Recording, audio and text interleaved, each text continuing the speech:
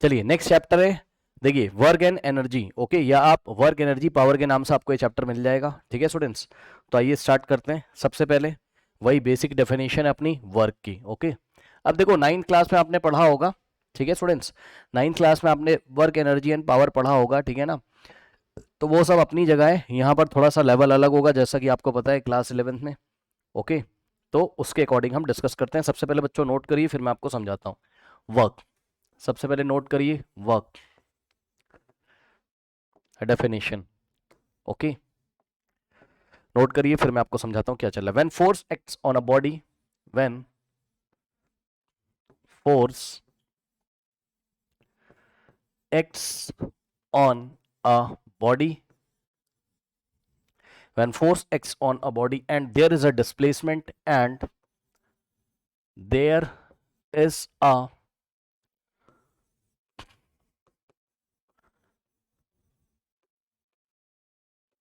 displacement of point of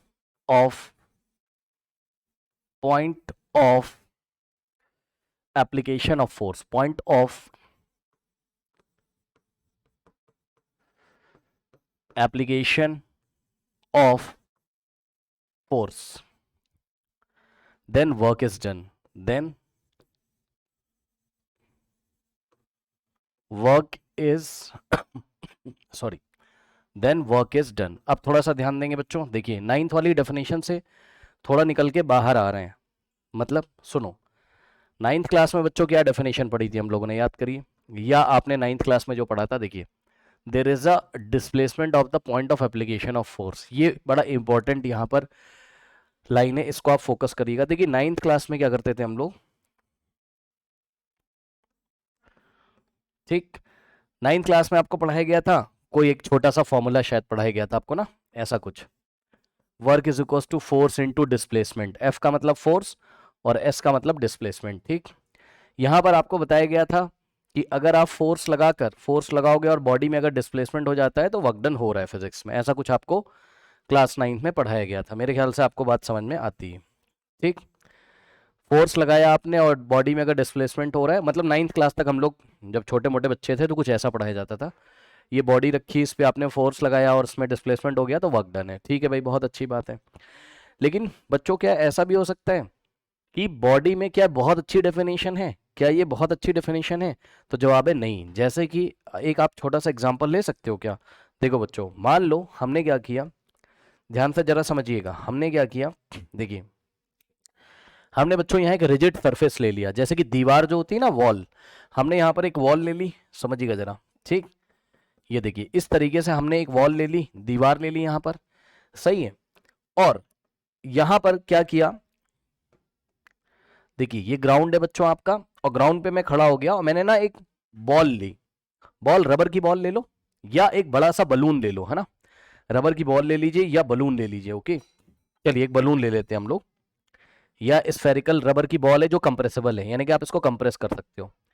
आपने इसको ऐसा दीवार से ऐसा सटाया, लगाया, और जब अब आप इसको पुश करोगे इस तरीके से, ठीक, इसके अंदर हवा भरी हुई है, इसके अंदर हवा भरी हुई है, ठीक है स्टूडेंट्स। अब बताओ अगर आप इसको ऐसा पुश करोगे, भाई दबती है ना ये, दबती कि नहीं दबती, खुद सोचो ना। यहां से आप ऐसा इसको पुश करोगे, रबर की बॉल है भाई, बलून, अरे गुब्बारा जो होता है यार, है ना, उसको आप ऐसा अगर प्रेस करोगे, कंप्रेस करोगे तो दब जाता है, बात समझिए, और आप थक भी जाओगे, यानी कि वर्क हुआ है लेकिन डिस्प्लेसमेंट तो नहीं हुआ ना। ये बलून यहां से चल के यहां तो नहीं गया भाई, आगे दीवार है ना, ऐसे करके आपने रोक दिया, नीचे ग्राउंड से सपोर्ट दिया है और यहाँ दीवार से, ये ग्राउंड है आपका, ठीक, और आपने यहां खड़े हो गए मान लीजिए इस तरीके से बच्चों, ठीक, और इसको ऐसे कंप्रेस किया, तो ये वाला पॉइंट अंदर ऐसे ऐसे दब जाता है, ऐसे कंप्रेस हो जाता है। अब आप एक चीज देखोगे जरा, क्या, ये वाला पॉइंट बच्चों जिस पे आपने क्या किया था, फोर्स लगाया था, चेक कर लीजिए भाई, ठीक, ये वाला पॉइंट जिस पे बच्चों आपने फोर्स लगाया था, वो पॉइंट, आप उस पॉइंट पे ध्यान दीजिए, क्या वो पॉइंट डिस्प्लेसमेंट हुआ है कि नहीं हुआ है, बताइए। अच्छा बैक में पेज है, हाँ कुछ बच्चे बता रहे हैं बैक में पेज है, तो बैक में पेज हटा देते हैं भाई, एक सेकंड रुक जाओ, बैक में पेज हटा देते हैं, ठीक, चलो इसको हटा देते हैं बैक में पेज, ठीक, ये भी गया, ये भी गया, ओके, ये भी गया और ये भी गया, सही है। अब ठीक है, चलो, अब हाँ भाई थोड़ा इधर ध्यान दोगे क्या आप लोग बच्चों, ध्यान से देखो, यहां वर्क हो तो रहा है। अब ये वाली डेफिनेशन हमको 9th क्लास में नहीं पढ़ाई जाती है। यहां पर थोड़ा सा ध्यान दोगे क्या डेफिनेशन में? कह रहा है when a force acts on a body then there is a displacement of the point of application of force. Displacement किसका होना चाहिए बच्चों?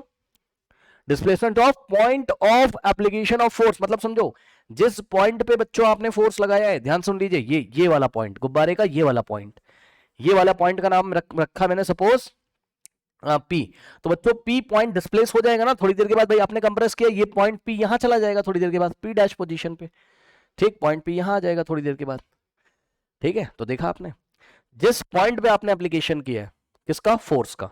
जिस पॉइंट पे आपने फोर्स का एप्लीकेशन किया है, जिस पॉइंट पे आपने फोर्स लगाया है, यदि वो डिस्प्लेस हो रहा है बच्चों, गुब्बारा पिचकाओगे ना, से पिचक जाएगा ना, ये वाला पॉइंट यहां आ जाएगा। तो यानी कि बच्चों आप इस वाली डेफिनेशन पे ध्यान दीजिए। क्या? अगर displacement of point of application हो रहा हो, यानी कि जिस पॉइंट पे आपने बच्चों एप्लीकेशन किया है किसका? फोर्स का, यानी कि जिस पॉइंट पे फोर्स लगाया है उसका अगर आपको डिस्प्लेसमेंट मिल रहा हो तब भी वर्क होता है, तभी वर्क होता है, ऐसा आप समझ लो। ठीक है, चलो अब ध्यान से सुनिएगा बच्चों। देखिए ध्यान से समझिए। देखिए हमने क्या किया, ये एक सरफेस है इस तरीके से, ओके, ये इस तरीके से एक सरफेस है, और ये सरफेस कैसा है? स्मूथ सरफेस है। लास्ट चैप्टर आप पढ़ के आए हो, फ्रिक्शन विक्शन सब कुछ हम लोगों ने डिस्कस किया था। तो अभी हम इसको कैसा ले रहे हैं बच्चों? स्मूथ ले रहे हैं। कोई भी फ्रिक्शन यहां पर नहीं है, कोई भी फ्रिक्शन यहां पर नहीं है। और ये एक ब्लॉक रखा हुआ है। ठीक है स्टूडेंट्स, ये एक ब्लॉक रखा हुआ है। लेट अस से बच्चों ब्लॉक का मास m है। ब्लॉक का मास कितना बच्चों? यहाँ पर m है। अब बताओ, अगर इस ब्लॉक का मास m है, और एक चीज और देखिएगा बच्चों, मान लीजिए कि इस ब्लॉक पे बच्चों मैंने हॉरिजॉन्टल की डायरेक्शन से f फोर्स लगाया है। कितना? ध्यान दे रहे हो क्या? ध्यान से चेक करना। ये f फोर्स लगाया बच्चों किसके साथ? हॉरिजॉन्टल के साथ, थीटा एंगल बनाते हुए। तो आप क्या करोगे यहां पर? ध्यान से चेक करना।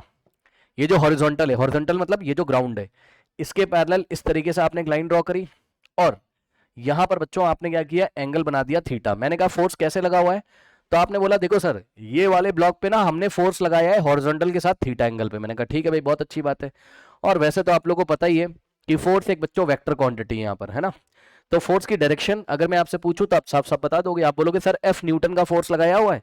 भाई फोर्स की ऐसा यूनिट क्या होती है? न्यूटन, ये तो सबको पता है। ठीक, तो आप बोलोगे देखो सर हॉरिजॉन्टल के साथ थीटा एंगल पे फोर्स लगाया हुआ है। ठीक है, बहुत अच्छी बात है। ओके, अब ध्यान दीजिएगा जरा, यहां पर ध्यान से चेक करना बच्चों। लास्ट वाले चैप्टर में हमने, ठीक है, वेक्टर के कंपोनेंट निकालने भी सीखे।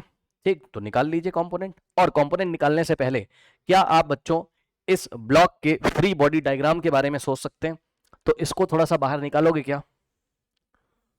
इसको यहां से बाहर निकाल के यहां पे ले आइए थोड़ी देर के लिए। ठीक, अब ध्यान देना बच्चों, एक बात बताओ, ब्लॉक का वेट कहां लगेगा? नीचे, सही है। ब्लॉक का वेट कहां लग गया बच्चों? mg, नीचे की डायरेक्शन में। ये तो सबको पता है भाई, mg कहां लगता है? नीचे, इसमें कुछ डिस्कस करने की बात नहीं है। ओके, अब ये ब्लॉक बच्चों ग्राउंड को दबाएगा तो ग्राउंड ब्लॉक को भी नॉर्मल देगा, यानी कि इस ब्लॉक पे एक नॉर्मल लगेगा। ठीक, ये हो गया।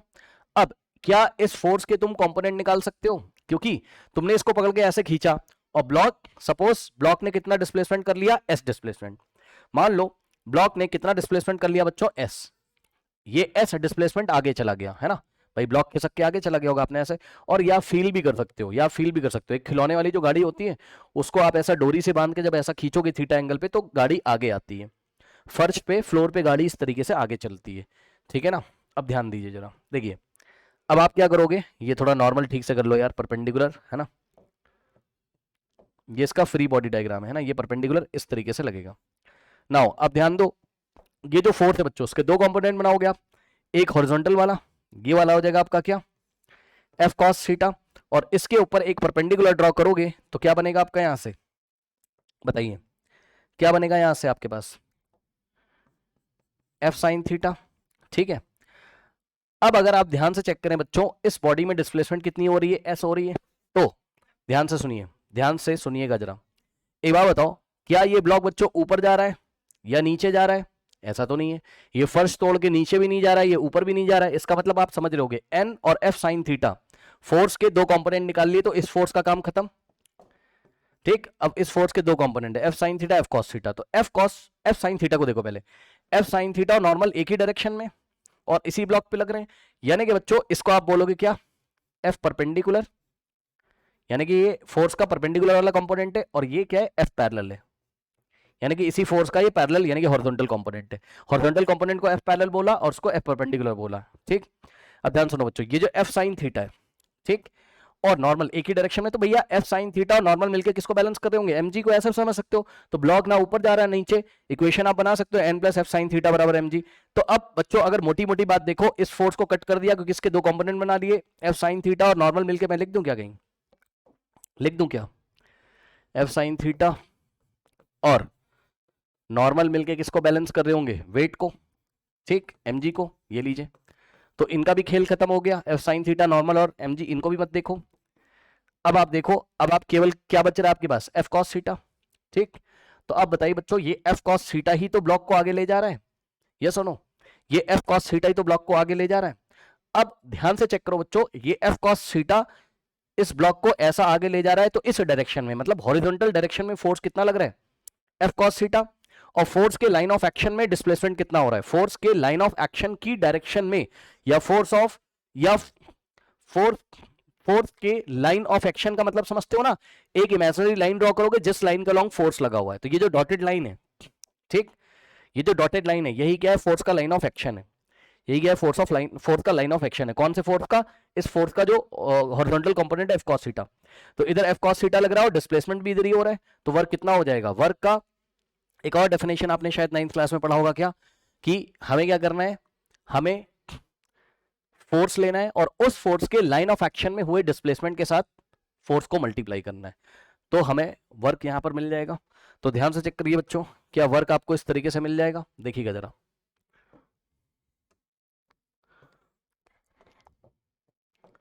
क्या यहां वर्क आपको इस तरीके से मिल जाएगा, वर्क इज इक्वल टू, ध्यान दीजिएगा बच्चों, फोर्स क्या है, एफ कॉस थीटा, ठीक, इनटू में, और इस एफ कॉस थीटा के अलोंग डिस्प्लेसमेंट कितना है, एस, डिस्प्लेसमेंट इधर ही हो रहा है एस। तो बताइए वर्क कितना बना, बताइए आपके पास, F cos theta into S. अब बताइए इसी चीज को आप क्या लिख सकते हैं, बताइए, ये आपको क्या दिख रहा है भाई, ये एफ क्या है, एस क्या है, तो जवाब है ये एफ है, लगाए गए वेक्टर, जो फोर्स एफ लगाया था आपने, वेक्टर फोर्स एफ जो लगाया था बच्चों, उसका मैग्नीट्यूड ही तो है भाई फोर्स एफ, ठीक, और एस क्या है, डिस्प्लेसमेंट वेक्टर का मैग्नीट्यूड ही तो है। अब बताओ, दो वेक्टर का मैग्नीट्यूड और दोनों वेक्टर्स के बीच का एंगल चेक कर लो, एफ ऐसे लगा था, दिख रहा है, ध्यान से जरा चेक करना, या मैं अलग से बना दूं, अलग से बना दूं, आप देख लेना, ये देखिए बच्चों, फोर्स ऐसे लगा हुआ है और डिस्प्लेसमेंट ये ऐसे, एंगल थीटा, चेक कर लो, फोर्स का मैग्नीट्यूड ये रहा एफ, डिस्प्लेसमेंट का मैग्नीट्यूड ये रहा। अब बच्चों बताइए, दो वेक्टर हैं आपके पास फोर्स और डिस्प्लेसमेंट नाम के, उनका मैग्नीट्यूड लगा हुआ है और साथ में कॉस थीटा लगा हुआ है, तो ये एफ एस कॉस थीटा बन जाएगा, और ये कौन से प्रोडक्ट में चला जाएगा, डॉट प्रोडक्ट में, यस और नो। तो कुछ बच्चों ने 9th क्लास में देखा भी होगा, और हम लोगों ने थोड़ा सा डॉट प्रोडक्ट में शायद डिस्कस भी किया हुआ है लास्ट चैप्टर्स में, तो वही चीज है, कोई नई चीज ऐसी हो नहीं रही है। ध्यान से चेक करिएगा बच्चों, यहां से क्या हो रहा है, डब्ल्यू बराबर vector F dot vector S, check कर लो, वर्क एक स्केलर क्वांटिटी, और आपको पता है दो वेक्टर क्वांटिटीज का डॉट प्रोडक्ट हमको क्या देता था, स्केलर, ये लीजिए, तो W बराबर vector F dot vector S, तो वेक्टर F और वेक्टर S का डॉट प्रोडक्ट लोगे तो आपको वर्क का वैल्यू मिलेगा, करेक्ट। और वर्क एक स्केलर क्वांटिटी है, दो वेक्टर्स का डॉट प्रोडक्ट हो रहा है, सही है।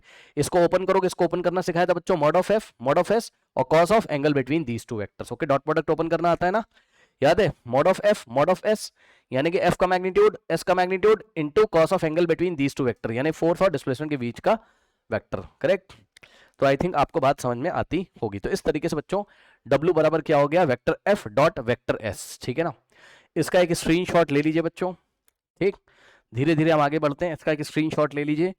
आइए कुछ हम डिस्कशन करते हैं बच्चों यहाँ पर यूनिट्स के बारे में, ठीक, जो कि आपको बहुत पहले से ही पता है, कोई नई चीज है नहीं है।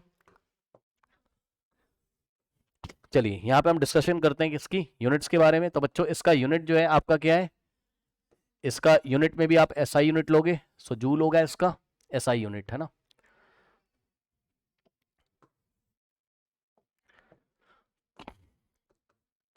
एसआई यूनिट क्या हो जाएगा इसका, जूल हो जाएगा। इसके बाद सारी बातें आपको पता है बच्चों, इसकी डायमेंशन यदि आप निकालोगे, ठीक, वर्क की डायमेंशन एनर्जी की इक्वल होती है, करेक्ट। सो वर्क की डायमेंशन एनर्जी की इक्वल होती है, तो कितना हो जाएगा आपका ml² T-2। ओके, लो भाई लास्ट स्लाइड अभी एक साथ दिखा दूंगा, क्यों परेशान हो रहे हो। लो देख लो, देख लो फटाफट।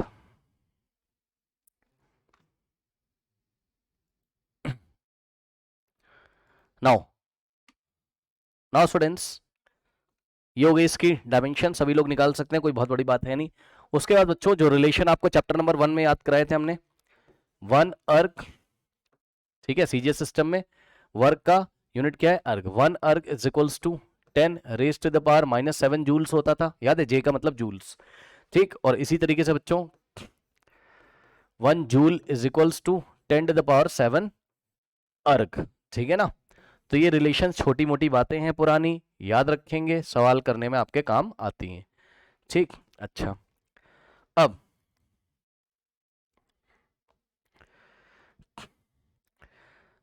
जो काम आपने पीछे किया, यहां पर जरा ध्यान से चेक करिएगा। देखिए आपने क्या किया बच्चों, एफ के कंपोनेंट निकाले, कौन कौन से, F cos theta, F sine theta. क्या ऐसा नहीं कर सकते कि वेक्टर एस के कंपोनेंट निकाल लें, सोचिए, ऐसा भी तो कर सकते हैं, वेक्टर एस के कंपोनेंट निकाल लें। वो निकालता हूं, वो देखिएगा जरा। ये आपका ग्राउंड है बच्चों, ठीक, और ये आपका ब्लॉक है, सही है। और फोर्स आपने लगाया था हॉरिजॉन्टल से थीटा एंगल पे, ये हॉरिजॉन्टल है, और यहां से बच्चों आपने फोर्स लगाया था थीटा एंगल पे, ठीक। अब ये डिस्प्लेसमेंट ऐसा था, है ना भाई। एक बात बताओ, डिस्प्लेसमेंट भी तो वेक्टर है यार, इस डिस्प्लेसमेंट का इधर कितना आएगा कंपोनेंट, सोचो, इस डिस्प्लेसमेंट का इधर कितना आएगा कंपोनेंट। कुछ लोग परेशान हो गए होंगे बेचारे, अरे एस वेक्टर है, लो वेक्टर लगा दिया, है ना, और इसका इधर कितना आएगा कंपोनेंट, इधर एफ के अलोंग एस कॉस थीटा नहीं आएगा, सोच लो। और इस एस कॉस थीटा पे परपेंडिकुलर डालोगे इस तरीके से, तो एस साइन थीटा आएगा। आपको एस साइन थीटा से नहीं मतलब है, एस का कंपोनेंट इधर ले लो बस, एस कॉस थीटा। सर ये क्यों कर रहे हो भाई, सुनो अभी तो बता रहा हूं कि मैं लिख देता हूं फिर आपसे बात करता हूं, रुक जाओ। एस का कंपोनेंट हमने एफ के लॉन्ग निकाला है, मैं पहले लिख देता हूं फिर मैं आपसे बात करता हूं। देखिए देखिए, वर्क अगर आपको निकालना हो, है ना, तो कुछ मत करो, आप फोर्स ले लो और मल्टीप्लाई करो किससे, डिस्प्लेसमेंट से। कौन से वाले डिस्प्लेसमेंट से, वो डिस्प्लेसमेंट जो फोर्स के लाइन ऑफ एक्शन में हो, वो डिस्प्लेसमेंट जो फोर्स के लाइन ऑफ एक्शन में हो, ठीक। डिस्प्लेसमेंट अलोंग फोर्स, क्या पीछे यही काम किया था, बहुत सिंपल सी बात है, क्या पीछे ही काम किया, तुमने फोर्स ले लिया था, ठीक, तो फोर्स एफ कॉस थीटा आया था, और इसको मल्टीप्लाई किया था तुमने डिस्प्लेसमेंट से, ये वही डिस्प्लेसमेंट है जो इस फोर्स के अलोंग एफ कॉस थीटा के। फिर तुमने बोला कि इसको हम एफ डॉट एस लिख सकते हैं, कोई दिक्कत नहीं, समझिएगा बच्चों। यहां पर हमने फोर्स का कौन सा कंपोनेंट लिया, एफ कॉस थीटा, उसको डिस्प्लेसमेंट के साथ मल्टीप्लाई किया, क्योंकि दोनों along the same line of action थे, एफ कॉस थीटा का लाइन ऑफ एक्शन और एस का line of action same direction में। यहां आपका मन कर रहा है, आपने कहा भैया मैं तो ना एस के कंपोनेंट निकाल लूंगा, मैंने कहा निकाल लो, कोई दिक्कत नहीं। तब आपको कैसा दिखाई पड़ेगा बताओ वर्क, क्या ही समस्या हो गई आपके लिए, बताइए। इस बार तुम फोर्स को लो एफ और मल्टीप्लाई करो एस के कंपोनेंट एस कॉस थीटा से, क्या दिक्कत हो गई बताओ,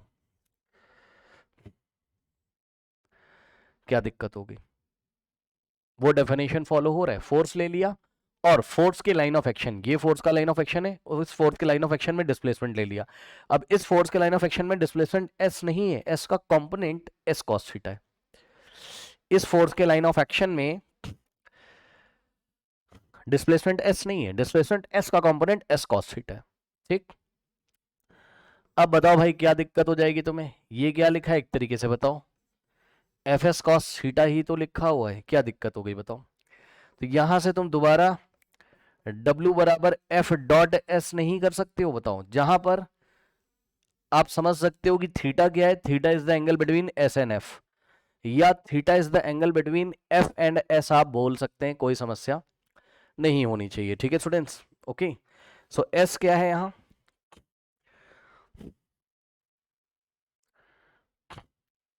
या डिस्प्लेसमेंट आपको कौन सा लेना है, नोट कर लीजिए।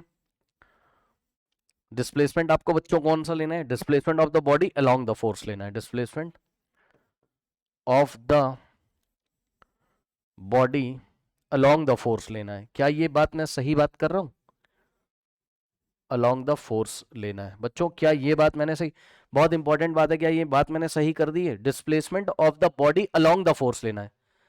भैया जरा शब्दों पे ध्यान दीजिएगा, displacement of the body along the force लेना है, मतलब अलोंग द फोर्स का मतलब जिस लाइन के अलोंग फोर्स दिखाई पड़ रहा है ना, उसी लाइन के अलोंग डिस्प्लेसमेंट भी दिखाई पड़ना चाहिए आपको आंखों से। देख लो भाई, पिछली बार भी यही किया था, ठीक, पिछली बार भी यही किया था, चेक कर लो। जिस लाइन के अलोंग फोर्स था, ये एफ कॉस थीटा वाली लाइन दिख रही, क्या मैं इसको डार्क कर दूं, ये ऐसे, इसी के अलोंग तो एस था, ठीक, और इस बार भी तो यही हुआ है, जिस लाइन के अलोंग फोर्स था उसी लाइन के अलोंग तो ये डिस्प्लेसमेंट का कंपोनेंट एस कॉस थीटा लिया है तुमने, एस का कंपोनेंट इधर एस कॉस थीटा, और इस बार फोर्स को एस कॉस थीटा, और ये S cos theta is the, ये क्या चीज है पता है, यही तो है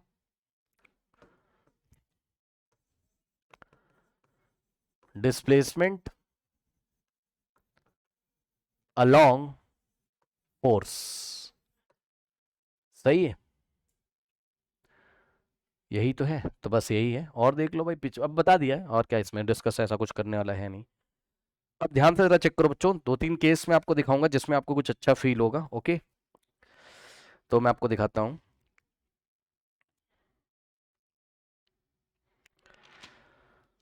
2-3 केस डिस्कस करेंगे, इसका स्क्रीनशॉट लेना हो भाई, जिसको ले लो, है ना। ये जो बात लिख दी ना या नीचे हमने, displacement of the body along the force, इस बात को क्लियरिफाई करने के लिए आइए आपको कुछ केसेस दिखाते हैं।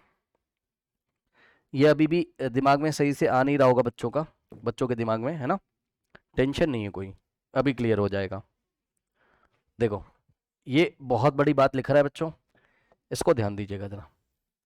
आइए इसको थोड़ा सा डायग्राम के माध्यम से समझते हैं। देखिए टोटल हम 3 केसेस लेंगे, और हर एक केस में बच्चों क्या है, calculate the work from A to B, ठीक। आपको हम क्या करेंगे, एक डायग्राम दिखाएंगे, उसमें एक पॉइंट ए दिखाएंगे, एक पॉइंट बी दिखाएंगे, और आपको क्या करना है बच्चों, यहां पर आपको कैलकुलेट करना है, क्या, वर्क कैलकुलेट करना है, ठीक। चलो तो स्टूडेंट्स ध्यान दीजिएगा, एक हेमीस्फेरिकल बाउल हम लेते हैं, ठीक,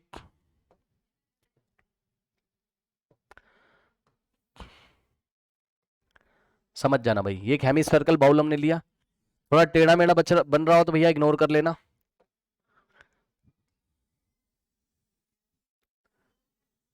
ठीक। ये एक हेमीस्फेरिकल बाउल मैंने ले लिया आपके सामने, hemispherical bowl, okay. Now जैसा कि बच्चों आप देख सकते हैं, ये इसका सेंटर होगा, और इसी इसी बाउल में बच्चों उसने आपको बोल दिया है कि रेडियस आ रहे, लेकिन ना रेडियस इधर ऐसे करके दिया हुआ है आपको, रेडियस आ रहे, ठीक है, बहुत अच्छी बात है, 3D फिगर है भाई, 2D नहीं है, हेमीस्फेरिकल बाउल है, रेडियस कितना है, कैपिटल आर है, सही। अब ध्यान दीजिएगा जरा, देखिए बच्चों क्या हुआ,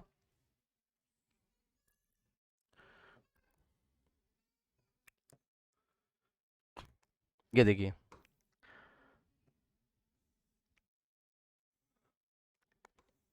ये एक ब्लॉक रखा था बच्चों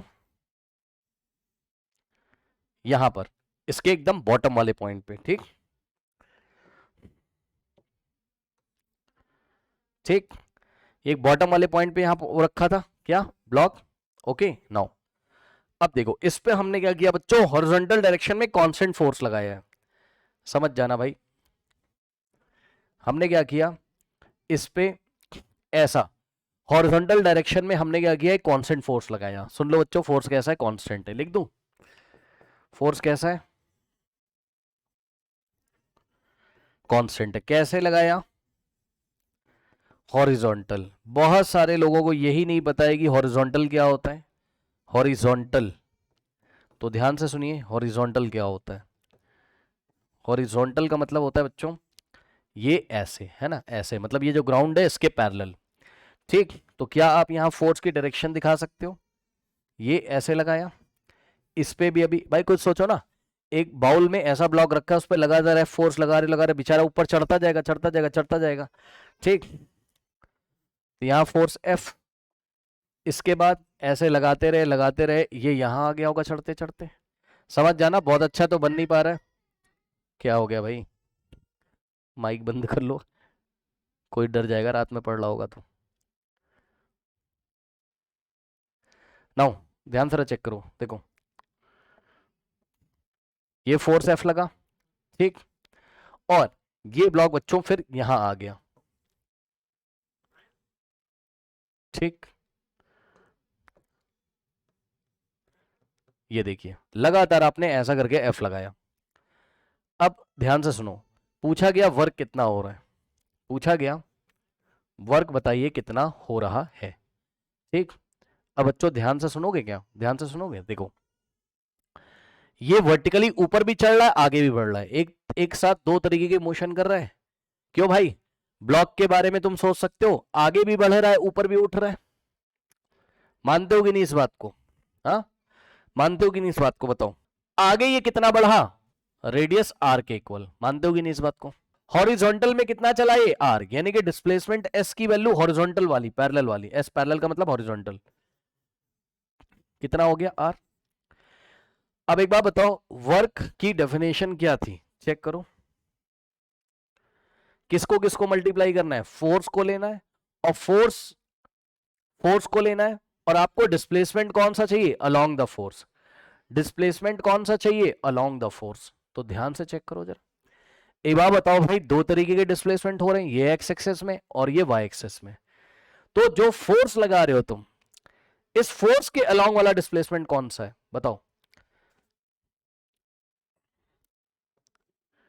इसको मैंने एक्स बोला और इसको मैंने वाई बोला। ठीक, अब बताओ, जब ये ब्लॉक आगे जा रहा है ऐसे करके, तो भैया तुमने फोर्स ऐसे लगाया है ना, तो फोर्स की डायरेक्शन के अलोंग कौन सा डिस्प्लेसमेंट है, बोलो एक्स या वाई, बताइए कौन सा डिस्प्लेसमेंट है।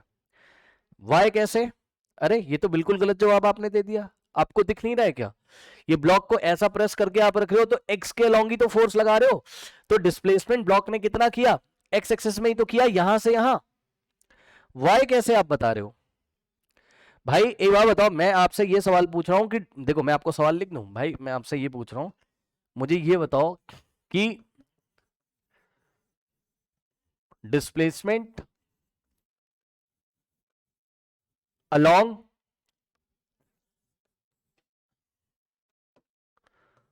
फोर्स,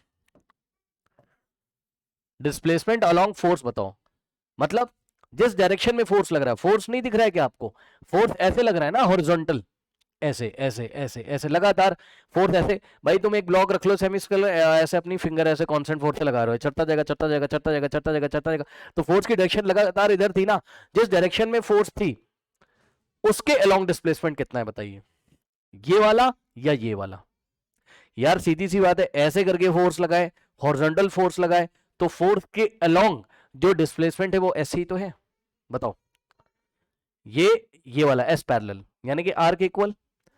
ठीक, तो वर्क की डेफिनेशन क्या थी बताइए, कि फोर्स को मल्टीप्लाई करोगे किसके साथ, वो वाले डिस्प्लेसमेंट के साथ जो डिस्प्लेसमेंट किसके अलोंग हुआ है, फोर्स के अलोंग हुआ है। ठीक, तो यहां वर्क कितना आएगा बच्चों, एफ इंटू ये हॉरिजॉन्टल वाली डिस्प्लेसमेंट कितनी है, आर के इक्वल है। अब बताओ डब्ल्यू बराबर कितना आ गया, F into R, F R, ये वर्क आ गया।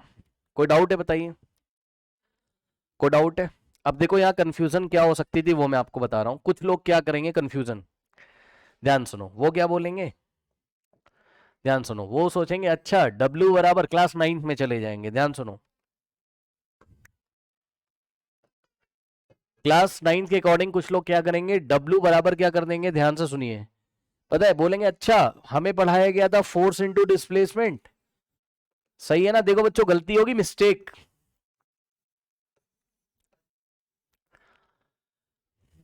ठीक, क्लास 9 के अकॉर्डिंग पता है क्या करेगा, बोलेगा अच्छा यहां से चल रहे थे,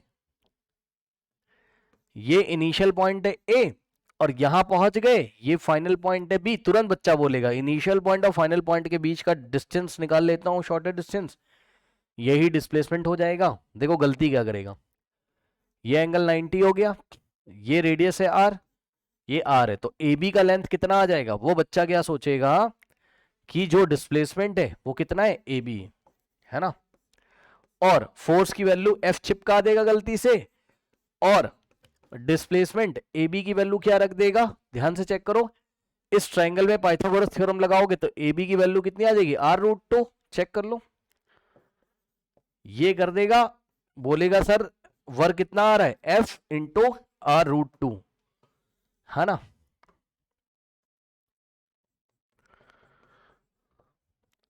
रॉन्ग हो गया, क्यों भैया, ध्यान से सुनो, क्या बताया, फोर्स लो, और फोर्स जिस डायरेक्शन में लगा हुआ है उस डायरेक्शन वाला डिस्प्लेसमेंट लो। क्या लो, फोर्स लो, और डिस्प्लेसमेंट कौन सा लोगे बताओ,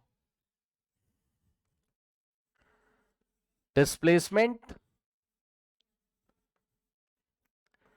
अलोंग फोर्स लेना है, यानी कि जिस डायरेक्शन में फोर्स है उस डायरेक्शन में डिस्प्लेसमेंट लेना है। बात समझ में आई कि नहीं आई? ठीक, सुनो ध्यान से, एक बात बताओ भाई, तुम तो ये वाला डिस्प्लेसमेंट ले रहे हो, येलो कलर वाला, तुम तो ये वाला डिस्प्लेसमेंट, ये कौन सा डिस्प्लेसमेंट है यार, क्या फोर्स इधर लगा हुआ है, बताओ, खुद सोचो, क्या फोर्स ऐसे लगा है, ऐसा तो नहीं बोला उसने। फोर्स तो हर एक बार हॉरिजॉन्टल लगा है, कांस्टेंट फोर्स है ना, मैग्नीट्यूड चेंज हो रहा है ना डायरेक्शन चेंज हो रही है। ठीक, तो फोर्स तो हॉरिजॉन्टल लगा है, तो इस फोर्स को भी मल्टीप्लाई करेंगे हम किससे, हॉरिजॉन्टल डिस्प्लेसमेंट से। और हॉरिजॉन्टल डिस्प्लेसमेंट कितना हुआ, तो जवाब है केवल इतना हुआ। ब्लॉक यहां से यहां चढ़ गया वो अलग बात है, बट हॉरिजॉन्टल तो इतना ही डिस्प्लेसमेंट हुआ है, चेक कर लो। ये येलो वाली लाइन नहीं लेनी है। कुछ समझ में आया, अभी और समझ में आएगा, परेशान ना हो। इसका आप स्क्रीनशॉट ले लीजिए, अभी इसी में और समझ में आएगा, टेंशन मत लो आप, इसी में अभी और समझ में आएगा। ध्यान से चेक करिएगा, ये केस 1 है, केस 2। देखो बच्चों, बात वही है, ए से बी तक का वर्क निकालना है, ठीक है ना, क्वेश्चन वही है आपका। और फिर से आपके डायग्राम वैसे ही कुछ दे दे रहे हैं, फिर से आपके डायग्राम वैसे ही कुछ दे दे रहे हैं। ठीक, थोड़ा टेढ़ा मेढ़ा हो तो उसको आप इग्नोर कर देना। सारी बातें बच्चों वैसे ही इन्होंने दे दी, कह रहे रेडियस आर है। उसके बाद यहाँ ब्लॉक बच्चों रखा है बॉटम पॉइंट ए पे, ठीक है, यहां से यहां तक ये कितना है, आर है, ओके, रेडियस आर है ऑब्वियसली, ये भी आर है। और ब्लॉक को धक्का मारते मारते इस बार यहां लाए, लेकिन धक्का देखो कैसे मार रहे हैं इस बार, ये पोजीशन बी है, थोड़ा ध्यान दोगे क्या बच्चों। इस बार constant force applied tangentially, constant force F applied tangentially,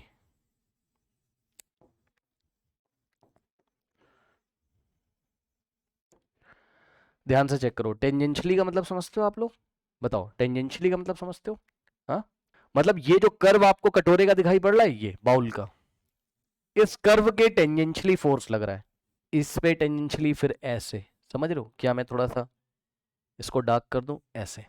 हर एक बार फोर्स की, इस बार मतलब मैग्नीट्यूड नहीं चेंज हो रहा है लेकिन डायरेक्शन चेंज हो रही है, मैग्नीट्यूड नहीं चेंज हो रहा है लेकिन डायरेक्शन चेंज हो रही है। ठीक, फोर्स अलोंग द टेंजेंट लगा रहे हैं, टेंजेंट कैसे होती कटोरे पे, हाँ, कटोरे पे टेंजेंट कैसे होती बताओ, यही तो है टेंजेंट, अगले पल टेंजेंट इधर, अगले पल टेंजेंट इधर, अगले पल टेंजेंट इधर, तो टेंजेंशियली फोर्स लगा रहे हैं। ठीक है, हर छोटे छोटे डिस्प्लेसमेंट, डीएस डीएस डिस्प्लेसमेंट, हर छोटे छोटे डीएस डिस्प्लेसमेंट में फोर्स कैसा लग रहा है।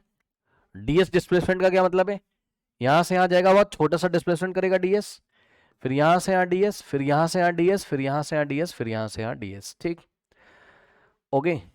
अब मुझे बताओ क्या, कि जब यहां से यहां जाएगा तो कितना वर्क करेगा, बहुत छोटा सा वर्क करेगा। मान लो यहां से यहां आया, ये वाले पॉइंट से ये वाले पॉइंट तक, ये वाले से ये वाले तक, कितना, FDS बोलेगा कैसे ले लिया, अरे भाई क्यों कैसे क्या होता है, यहां पे देखो ये वाला पॉइंट ए है और मान लो ये वाला पॉइंट एम है, जब ए से एम आ गया, ए से एम आ गया तो ए से एम तक का ये स्मॉल डिस्प्लेसमेंट ds है, ये लो, तो ds के अलोंग फोर्स लगा है तो फोर्स लिया और फोर्स के अलोंग जो डिस्प्लेसमेंट हुआ है ds ले लिया, फिर यहां से यहां खिसकाया फिर डिस्प्लेसमेंट ds, फिर से एक स्मॉल वर्क आएगा dw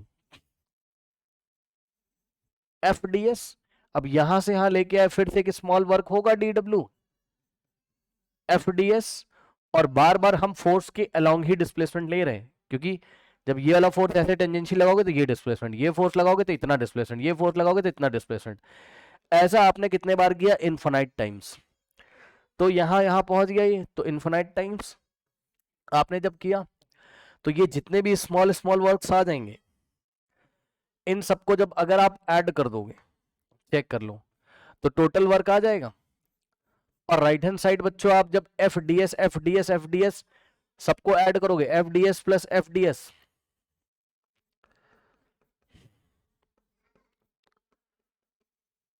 ds क्या है, वेरी स्मॉल डिस्प्लेसमेंट है, वेरी स्मॉल क्या है, डिस्प्लेसमेंट है, ठीक, सबको अगर आप ऐड करोगे तो एक बार बताओ भाई कितना आ जाएगा, यहां से टोटल वर्क बराबर यहां से F कॉमन आएगा, और सभी ds ऐड होके आपको क्या दे देंगे, ये जो स्मॉल ds डिस्प्लेसमेंट की जो लेंथ है वो आपको ऐड होके क्या दे देगी, ds प्लस ds, ये a से लेके b तक का जो आर्क लेंथ दिखाई पड़ रहा है ऐसा ये आपको दे देगा कर्व का लेंथ, a से b तक का कर्व का लेंथ दे देगा, तो w बराबर f, और ये क्या बन जाएगा, कर्व AB का लेंथ, मतलब सर मतलब ये वाला लेंथ, अब बताओ ये लेंथ कितना हो जाएगा, इसको ऐसे कंप्लीट करोगे तो ये पूरा ऐसे सर्कल दिखाई पड़ रहा है, तो पूरी सरकमफेरेंस कितना हो जाएगा आपका 2πr, तो यहां से यहां तक इसका 1/4 है तो उसका 1/4 करोगे, 2πr का 1/4 यानी कि डिवाइडेड बाय 4, तो कितना आ जाएगा πr/2, तो जितने स्मॉल ds हैं सारे के सारे ऐड होंगे, और यहां से यहां तक का जो लेंथ है वो πr/2 मिलेगा कि नहीं बताओ,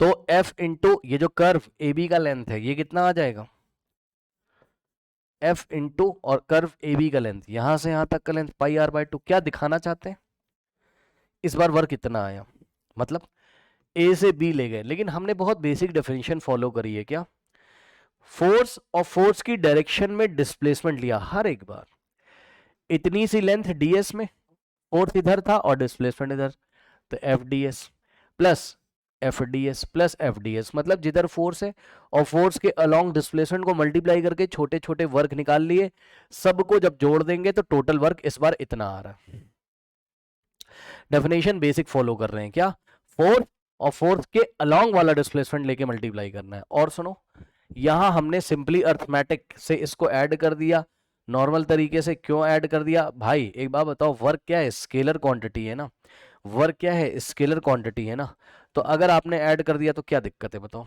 कोई वेक्टर लॉ तो लगेगा नहीं यहाँ, तो देखा आपने इस बार स्थिति, इसका आप स्क्रीनशॉट ले लीजिए, मतलब बार बार आप क्या यूज कर रहे हो, लिख दूं मैं यहीं पर, आप क्या यूज कर रहे हो बताओ, फोर्स इंटू डिस्प्लेसमेंट, कौन सा वाला sir, displacement along line of force, along line of force, सही है, चेक कर लो भाई, इसका स्क्रीनशॉट ले लीजिए, अब इसी में आपको मैं एक और केस दिखा देता हूं, इसका स्क्रीनशॉट ले लीजिए, इसी में एक और केस आपको दिखाते हैं, ठीक,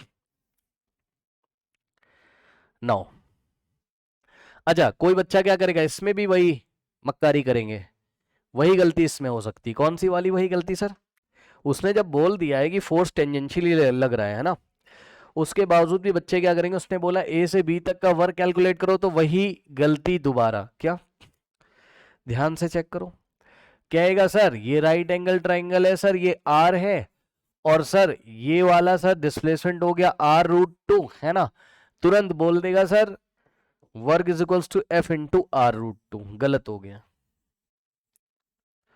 गलत हो गया, ऐसा नहीं करना है, ठीक, क्योंकि आपको बेसिक डेफिनेशन को फॉलो करना है, और पीछे भी ऐसा नहीं करना था। चलो इसको बना रहने देते हैं, कोई दिक्कत नहीं। नाउ स्टूडेंट्स ध्यान से चेक करिए, थर्ड केस में क्या होता है। पूरा सिस्टम आपको वैसे ही दिया होगा, ये पॉइंट ए है और ये ब्लॉक है, ठीक, फिर से वही सारी कहानियां, रेडियस है आर। इस बार भी बच्चों उसने, नहीं ये ए नहीं है, ये तो सेंटर है ना, ये वाला पॉइंट ए है और पहुंचाया कहां, यहां पर बी पर, पॉइंट बी पे पहुंचा दिया, ठीक। अब ध्यान से सुनिएगा बच्चों, ध्यान से, इस बार बताया क्या किया उसने, बोला force is applied to move block from A to B such that force is parallel to line A B. ये एक लाइन ए बी दे के रखा आपको, ठीक, और इसके पैरेलल फोर्स लगा हुआ है, बात समझ सकते हो। ये ब्लॉक यहां था, मतलब यहां आया है ना, तो पहले फोर्स ऐसे लगाया, अब ऐसे लगाया, और जब ये ब्लॉक यहाँ है तो ऐसे लगाया, ठीक, और जब ये ब्लॉक यहाँ है तो ऐसे लगाया, मतलब हर एक बार जो फोर्स की डायरेक्शन है वो इस लाइन ए बी के क्या है, पैरेलल है, ठीक, देख सकते हो आप, ये फोर्स है। तो नोट कर लीजिए, कह रहा है क्या, force is applied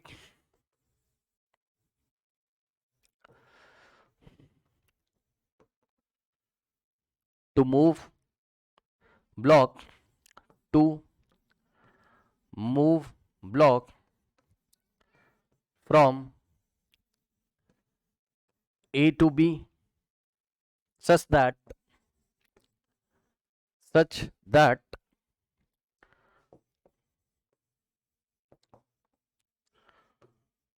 force is parallel to line AB, is parallel to line AB। हर एक बार बच्चों ये जो फोर्स है ये AB के पैरेलल है। अब बताओ डिस्प्लेसमेंट कौन सा लोगे, इस बार आप डिस्प्लेसमेंट कौन सा लोगे, ये R, ये भी हो गया R, ये 90 और ये हो गया r√2। इस बार आप डिस्प्लेसमेंट AB लोगे, क्यों सर, क्योंकि यार फोर्स वाला वेक्टर AB गई तो पैरेलल है, तो डिस्प्लेसमेंट AB तो लोगे, मतलब दोनों सेम डायरेक्शन में, सही है। तो इस बार वर्क कितना आएगा, F इंटू डिस्प्लेसमेंट AB, यानी कि F into r√2।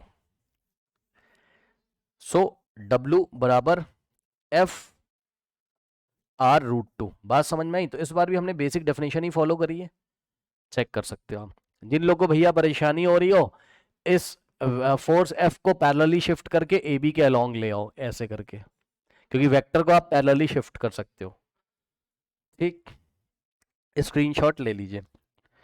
Now students अब थोड़ा सा आपको अगर याद दिला दूं, ऐसे ही बेवजह याद दिला रहा हूं, कोई मतलब है नहीं इसका, सभी बच्चों को पता है, बट फिर भी सुन लो भाई ध्यान से, थोड़ी सी यादगार। डॉट प्रोडक्ट में आपको क्या पढ़ाया गया था, dot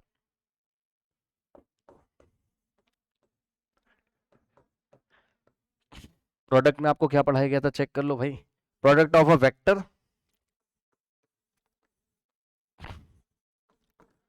product of a vector with the projection of another vector, है ना, with the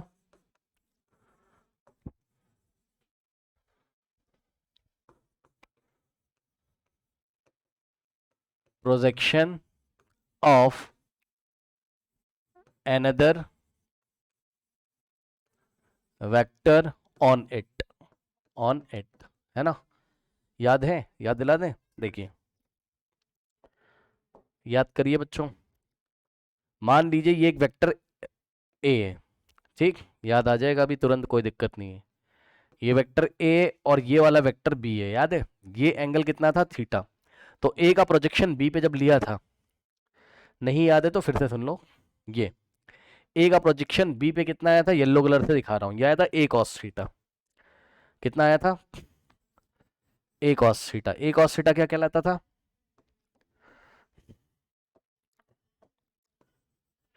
A cos theta कहलाता था projection of vector A on B, vector A का प्रोजेक्शन वेक्टर बी के ऊपर कितना, ए कॉस थीटा। ठीक, ओके। अब आप प्रोडक्ट ले लो, किसका प्रोडक्ट ले लो, प्रोडक्ट ऑफ अ वेक्टर, कौन सा वेक्टर, जिस वेक्टर के ऊपर प्रोजेक्शन है, किस वेक्टर के ऊपर प्रोजेक्शन है, बी के ऊपर प्रोजेक्शन है। ठीक, तो ध्यान सुनो, अगर आपको ए डॉट बी का आंसर करना हो तो आप कैसे करोगे, जिस वेक्टर के ऊपर प्रोजेक्शन है, बी के ऊपर प्रोजेक्शन है तो बी ले लिया, और प्रोजेक्शन किसका है, ए का, और ए का प्रोजेक्शन बी के ऊपर कितना है, ए cos थीटा, तो साथ में ए cos थीटा ले लिया, और इन दोनों को मल्टीप्लाई कर दिया। कौन सा वाला मल्टीप्लाई का साइन है ये वही नॉर्मल मल्टीप्लिकेशन जो 6th 7th 8th क्लास में यूज करते थे वही वाला है। अब बताइए क्या बन गया ये, ए बी cos थीटा। ठीक, क्या बन गया ये, ए बी cos थीटा, सही है। और अगर आप चाहते इसको, और एक एक बात और, ये कम्यूटेटिव भी होता था, याद है, ये कम्यूटेटिव भी होता था, ए डॉट बी को आप बी डॉट ए भी ले सकते हो, चाहे ऐसा कर लो आप, और चाहे आप ऐसा कर लो, क्या, चाहे आप ऐसा कर लो, क्या, कि बी का प्रोजेक्शन ए पे निकाल लो, तो बी का प्रोजेक्शन ए पे कितना आएगा, बी का प्रोजेक्शन ए पे कितना आएगा, बी cos थीटा, या सिंपल शब्द में बोलो बी का कंपोनेंट इधर कितना आएगा, बी cos थीटा, और मल्टीप्लाई कर दो, दोनों में से एक वेक्टर ले लो, वेक्टर ए, और उसको मल्टीप्लाई करो दूसरे वाले के वेक्टर का प्रोजेक्शन ए के ऊपर, दूसरा वेक्टर बी, बी का प्रोजेक्शन ए के ऊपर बी cos थीटा, तो बात आपकी वही बनेगी, वेक्टर ए डॉट बी। ठीक, तो बस यही काम आप किस पे कर सकते हो बच्चों, वर्क पे कर सकते हो, यही काम आप वर्क के लिए कर सकते हो, ध्यान से चेक करो, देखो यही काम आप वर्क के फॉर्मूले के लिए कर सकते हो, ये आपका फोर्स है, और ये आपका क्या है, ये एंगल थीटा है, और इस डायरेक्शन में डिस्प्लेसमेंट हुआ है, ये फोर्स वेक्टर है और ये डिस्प्लेसमेंट वेक्टर है। अब बताओ, अगर आपको क्या लेना है, इन दोनों का डॉट प्रोडक्ट लेना है, यानी कि vector F dot vector S. ठीक, तो क्या करोगे बताओ, इन दोनों में से एक वेक्टर ले लो, वेक्टर का मैग्नीट्यूड मान लो एस का मैग्नीट्यूड लिया, और एफ का एस के ऊपर प्रोजेक्शन कितना हो जाएगा, एफ का प्रोजेक्शन एस के ऊपर, एफ कॉस थीटा ही तो हो जाएगा, तो इसको मल्टीप्लाई करोगे आप एफ कॉस थीटा से। ठीक, तो यही तो आपका वर्क है, बस vector F dot vector S is equals to F cos theta into S, यानी कि एफ एस कॉस थीटा। और ये जो आप काम कर रहे हो ये कर क्या रहे हो, तो जवाब है ये आप फोर्स का component F cos theta, F cos theta के अलोंग एस, मतलब फोर्स ये रहा और उसके अलोंग डिस्प्लेसमेंट ये, दोनों को मल्टीप्लाई कर रहे हो आप, बस। या आप क्या कर सकते थे, जो मैंने अभी आपको पीछे बताया था, या आप क्या कर सकते थे जो मैंने अभी पीछे बताया था, बताओ, एस का कंपोनेंट किस पे ले लेते, एफ पे, या एस का प्रोजेक्शन एफ पे ले लेते, क्या दिक्कत है, तो एस का इधर कितना आता, एस कॉस थीटा, तब भी वर्ग निकाल लेते ना, क्या समस्या हो जाती बताओ, क्या हो जाता बताओ, दोनों में से एक वेक्टर का मैग्नीट्यूड एफ ले लिया और इनटू एस का प्रोजेक्शन एफ के ऊपर, यानी कि एस कॉस थीटा। ठीक,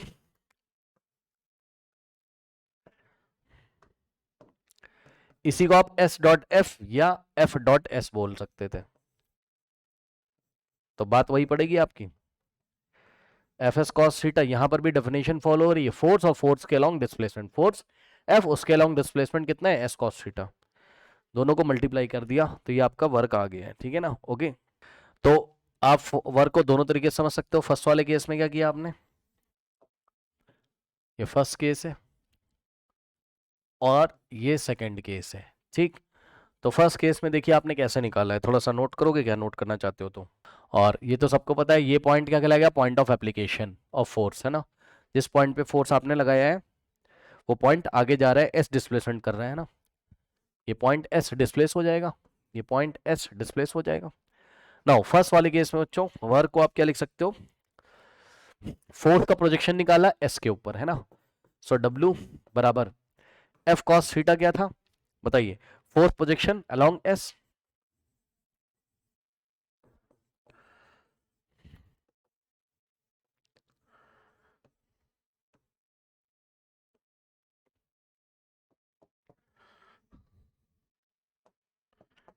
फोर्स प्रोजेक्शन अलोंग डिस्प्लेसमेंट,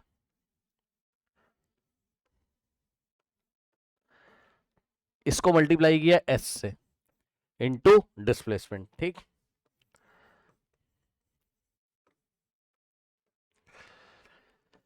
या तो आप ऐसा कर लो कि फोर्स का प्रोजेक्शन अलोंग डिस्प्लेसमेंट निकाल के फोर्स का प्रोजेक्शन अलोंग डिस्प्लेसमेंट को डिस्प्लेसमेंट से मल्टीप्लाई कर दो, या तो आप ऐसा कर दो, ये केस 1 में किया आपने, और या तो आप ऐसा कर दो, क्या फोर्स ले लो और एस का प्रोजेक्शन फोर्स पे निकाल लो, या सिंपल शब्दों में बोले फोर्स ले लो और फोर्स के अलोंग जो डिस्प्लेसमेंट आ रहा है उसको उस फोर्स के साथ मल्टीप्लाई कर दो, यानी कि फोर्स इनटू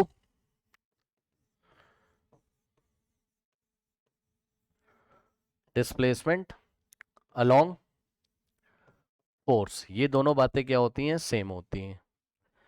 ये दोनों बातें क्या हैं आपकी, सेम है। आप इसका स्क्रीनशॉट चाहें तो ले सकते हैं। ओके, अब एक चीज मैं आपको दिखाता हूं थोड़ा सा, आपने यदि आप चाहें इसका आप स्क्रीनशॉट ले सकते हैं। अब आप ध्यान से चेक करोगे क्या बच्चों, देखो आपने फर्स्ट क्लास में अभी जो बात पढ़ी थी, मतलब पेज नंबर 1 पे सॉरी ये बात देखोगे, when a force acts on a body and there is a displacement of point of application, मतलब डिस्प्लेसमेंट किसका होना चाहिए, वर्क डन तब माना जाता है, डिस्प्लेसमेंट किसका होना चाहिए, जब क्या हो जाए, ध्यान से चेक कर लो, डिस्प्लेसमेंट हो जाए किसका, पॉइंट ऑफ एप्लीकेशन का, यानी कि जिस पॉइंट पे आपने फोर्स लगाया है उसका डिस्प्लेसमेंट हो जाए तो वर्क माना जाएगा। मानते हो कि नहीं इस बात को। अब एक चीज आपको दिखाऊं, आपको अच्छा लगेगा, ध्यान से चेक करिए, ध्यान से चेक करिए बच्चों। देखिए मान लीजिए बच्चों ये कोई स्प्रिंग है ना, स्प्रिंग के बारे में थोड़ा बहुत आप पीछे पढ़ के आए हो, ये स्प्रिंग अपनी नेचुरल लेंथ पे, अभी ये स्प्रिंग है अपनी नेचुरल लेंथ पे, सही है। अब ध्यान से बच्चों जरा चेक करिए, एक बात बताइए भाई, इस स्प्रिंग को पकड़ के मैं इधर एलोंगेटेड करूंगा, खींचूंगा, अभी खींचते हैं आपके सामने, चलिए इसको पकड़ के इधर खींचो, ठीक। तो आप जब इसको खींचोगे तो क्या हो जाएगा बताओ, ये अपनी नेचुरल लेंथ से चेंज हो जाएगी। आपने कौन से ये वाले पॉइंट पे एफ लगा के खींच रहे हो ना इसको, ये वाले पॉइंट पे एफ फोर्स लगा के खींच रहे थे, ये वाले पॉइंट पे, सही है। तो ये पॉइंट क्या कहलाएगा आपका, point of application.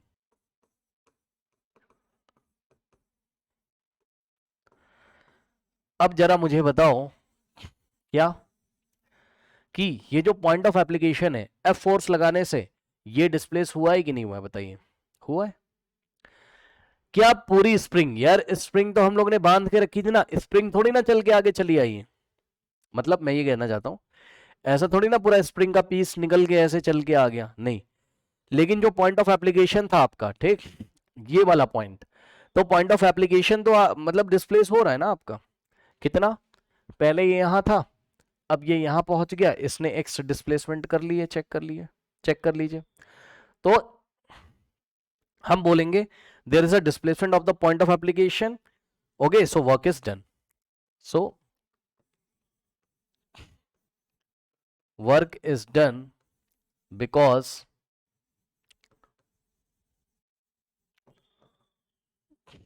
there is a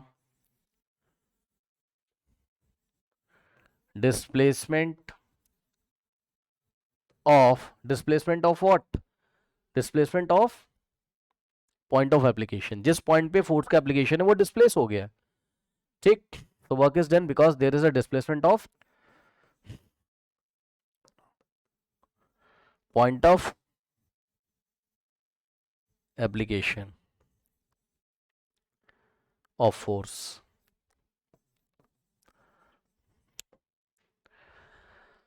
इसका स्क्रीनशॉट लेना हो तो ले लीजिए आप, ठीक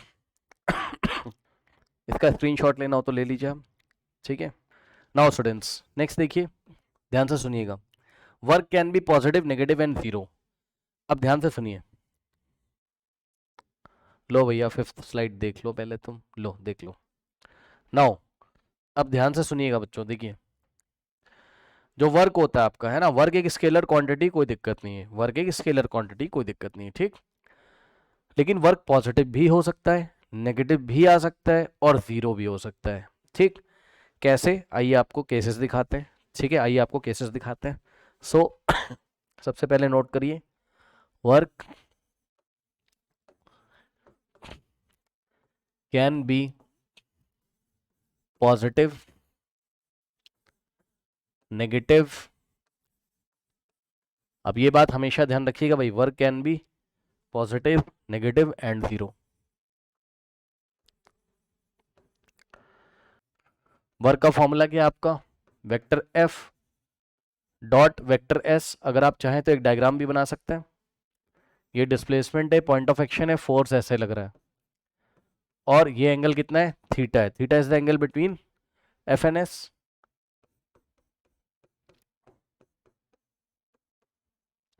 ठीक, theta is the angle between, B oblique W का मतलब between, theta is the angle between force and displacement. सही है। अब बताओ, देखो आप खुद समझो, ये जो कॉस थीटा बैठा हुआ है ना,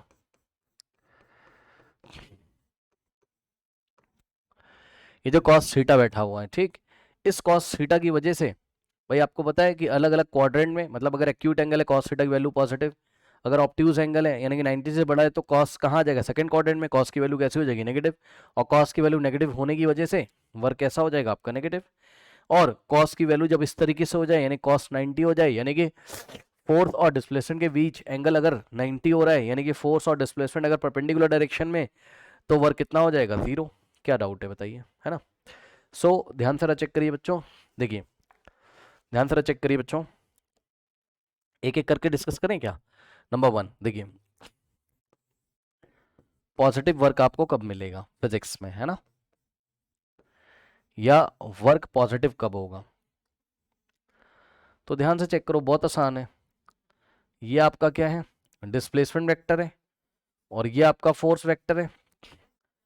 अगर थीटा आपका एक्यूट हो, यानी कि 0 से 90 के बीच में, है ना, खुद सोचो भाई आप। ठीक, थीटा अगर कैसा है आपका, एक्यूट है ना, बड़ी सिंपल सी बात बता रहा हूं भाई, थीटा अगर तुम्हारा एक्यूट है बच्चों कभी भी, ठीक, तो यहां से चेक कर लो भाई, कॉस थीटा तुम्हारा भाई पक्का पॉजिटिव होगा। इतनी टिग्नोमेट्री तो सबने पढ़ी हुई है ना, क्लास 9th में 10th में। फर्स्ट क्वाड्रेंट में आएगा थीटा आपका, कॉस आपका पॉजिटिव होगा, ठीक। तो कॉस के पॉजिटिव होने की वजह से वर्क आपका पॉजिटिव होगा, कोई समस्या का विषय यहाँ नहीं है, चेक कर लो। वर्क के साइन को डिसाइड करने वाला ये फैक्टर बैठा हुआ है कॉस थीटा, ठीक। ओके, नाउ तो वर्क बच्चों हो जाएगा यहाँ कैसा आपका, पॉजिटिव, कोई समस्या नहीं है, बहुत अच्छी बात है, ठीक। अब नेक्स्ट केस देखिए बच्चों, सेकंड, है ना, नेगेटिव वर्क कब होता है भाई।